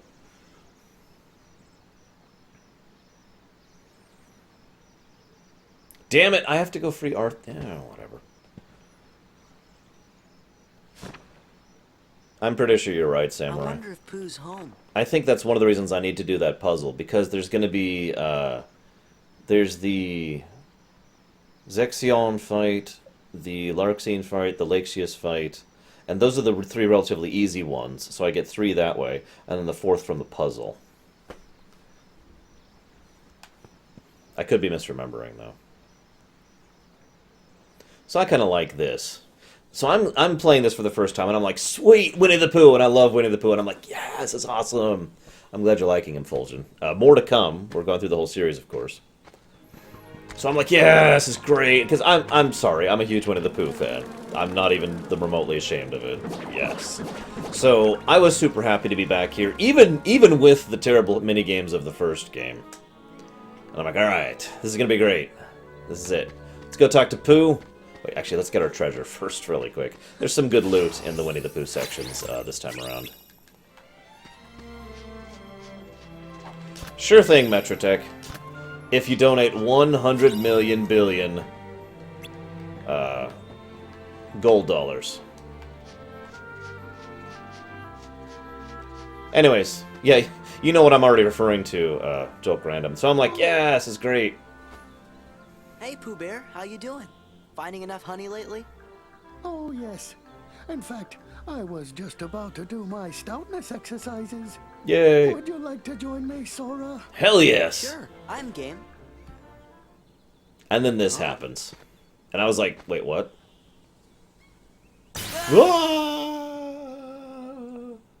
Because the Heartless are stealing the book, so it makes sense that everything would get screwed up in the book, right?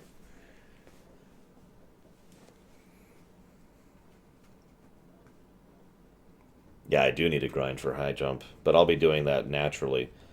It's so easy to hit rank 3 with Wisdom and Valor that I never actually pause to grind it. Not until I've unlocked at least rank 5. No, I would not Night Forager, because copy wrong. Donald?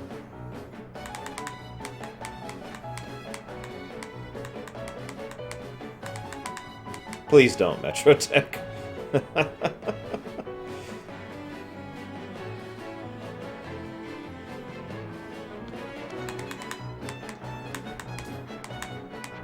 Did you bring the book, Sora? Sora's dumb. I love how proud he looks as he's carrying the book around. Like, yes, this is my book. I got the book, guys. I got the book. Yes, honestly, Aguirre, let's be honest, that is fairly in keeping with what we've seen in the game so far. I'm pretty sure Donald and Goofy would not be able to do anything against, like, 5 Heartless without Sora around to help them out.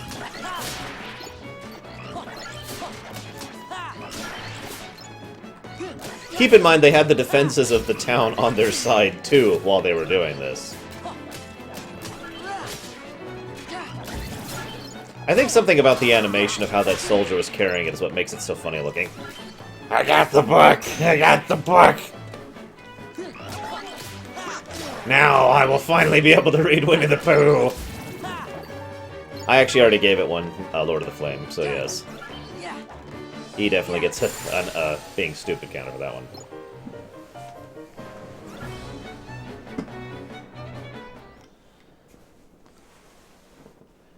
I actually do too, Deacon. As I've established, and as we've talked about before, all joking aside, most people cannot fight the Heartless. Maybe you better go back and make sure Pooh's all right.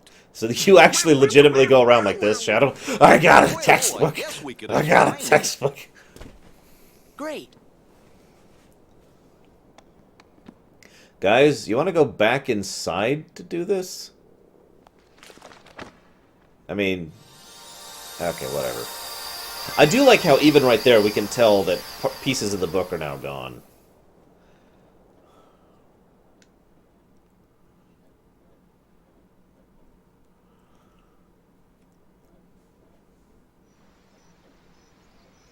I would like that a lot, Aguirre. I actually put that on my request list for Kingdom Hearts 3. Because someone was like, how would you make the party members actually useful in 3? And I'm like, dude, give us the ability to actually do something. Give us gambits to use the FF12 system, or whatever they have in Dragon Age, you know? Awesome, Shadow. Pooh.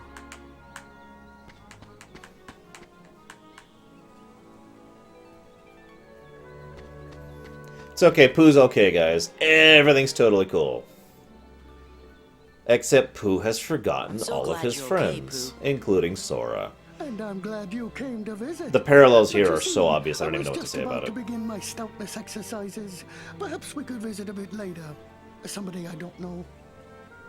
Oh, sure. So, how's Piglet these days? I don't think I know anyone by that name. Now, where was I?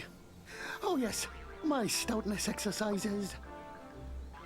Pooh? That would be kind of funny, Sonic Doctor. Pooh? Pooh, what's going on? Suddenly everything freezes, he's knocked out. Donald, can you defend the book for 5 minutes, please? Something very weird is happening here.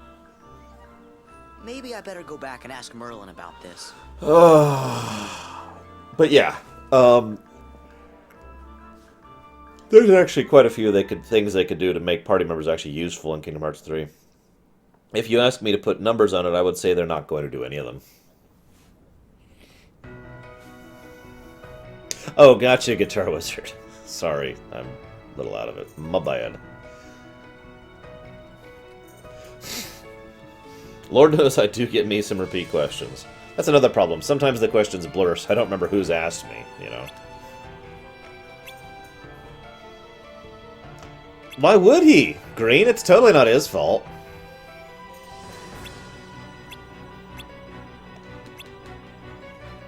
But yeah, the similarities between Pooh forgetting everything and the story of Kingdom Hearts 2 are so obvious. I mean, there's so many memory forgetting problems here. It's, yeah.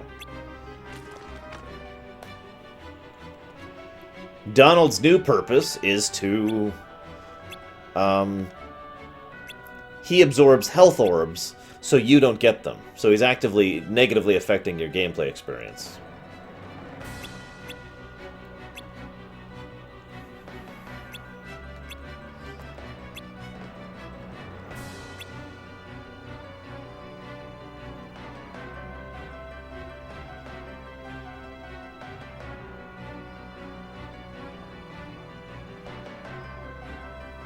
Depends on the pacing you want of the second sentence, Ryan VG. If you're going to put a comma in between when and suddenly. That's how I would do that.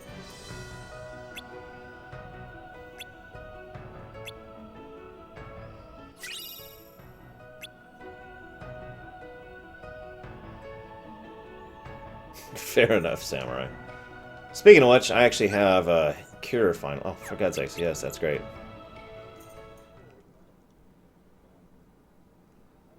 Oh, you mean in between the two sentences? Yeah, no, that should definitely be a period. Brian VG, sorry. I was looking at it, seeing where a comma might be warranted, and yeah. Damn it, seriously? Okay, hang on. Whatever, I guess we'll do that later. So tomorrow, we will do more Star Fox. And of course, Hades and all the rest of the stuff, so... Tomorrow morning, 11 a.m. EST. Hopefully I won't sleep in this time. Sorry, guys. See you around.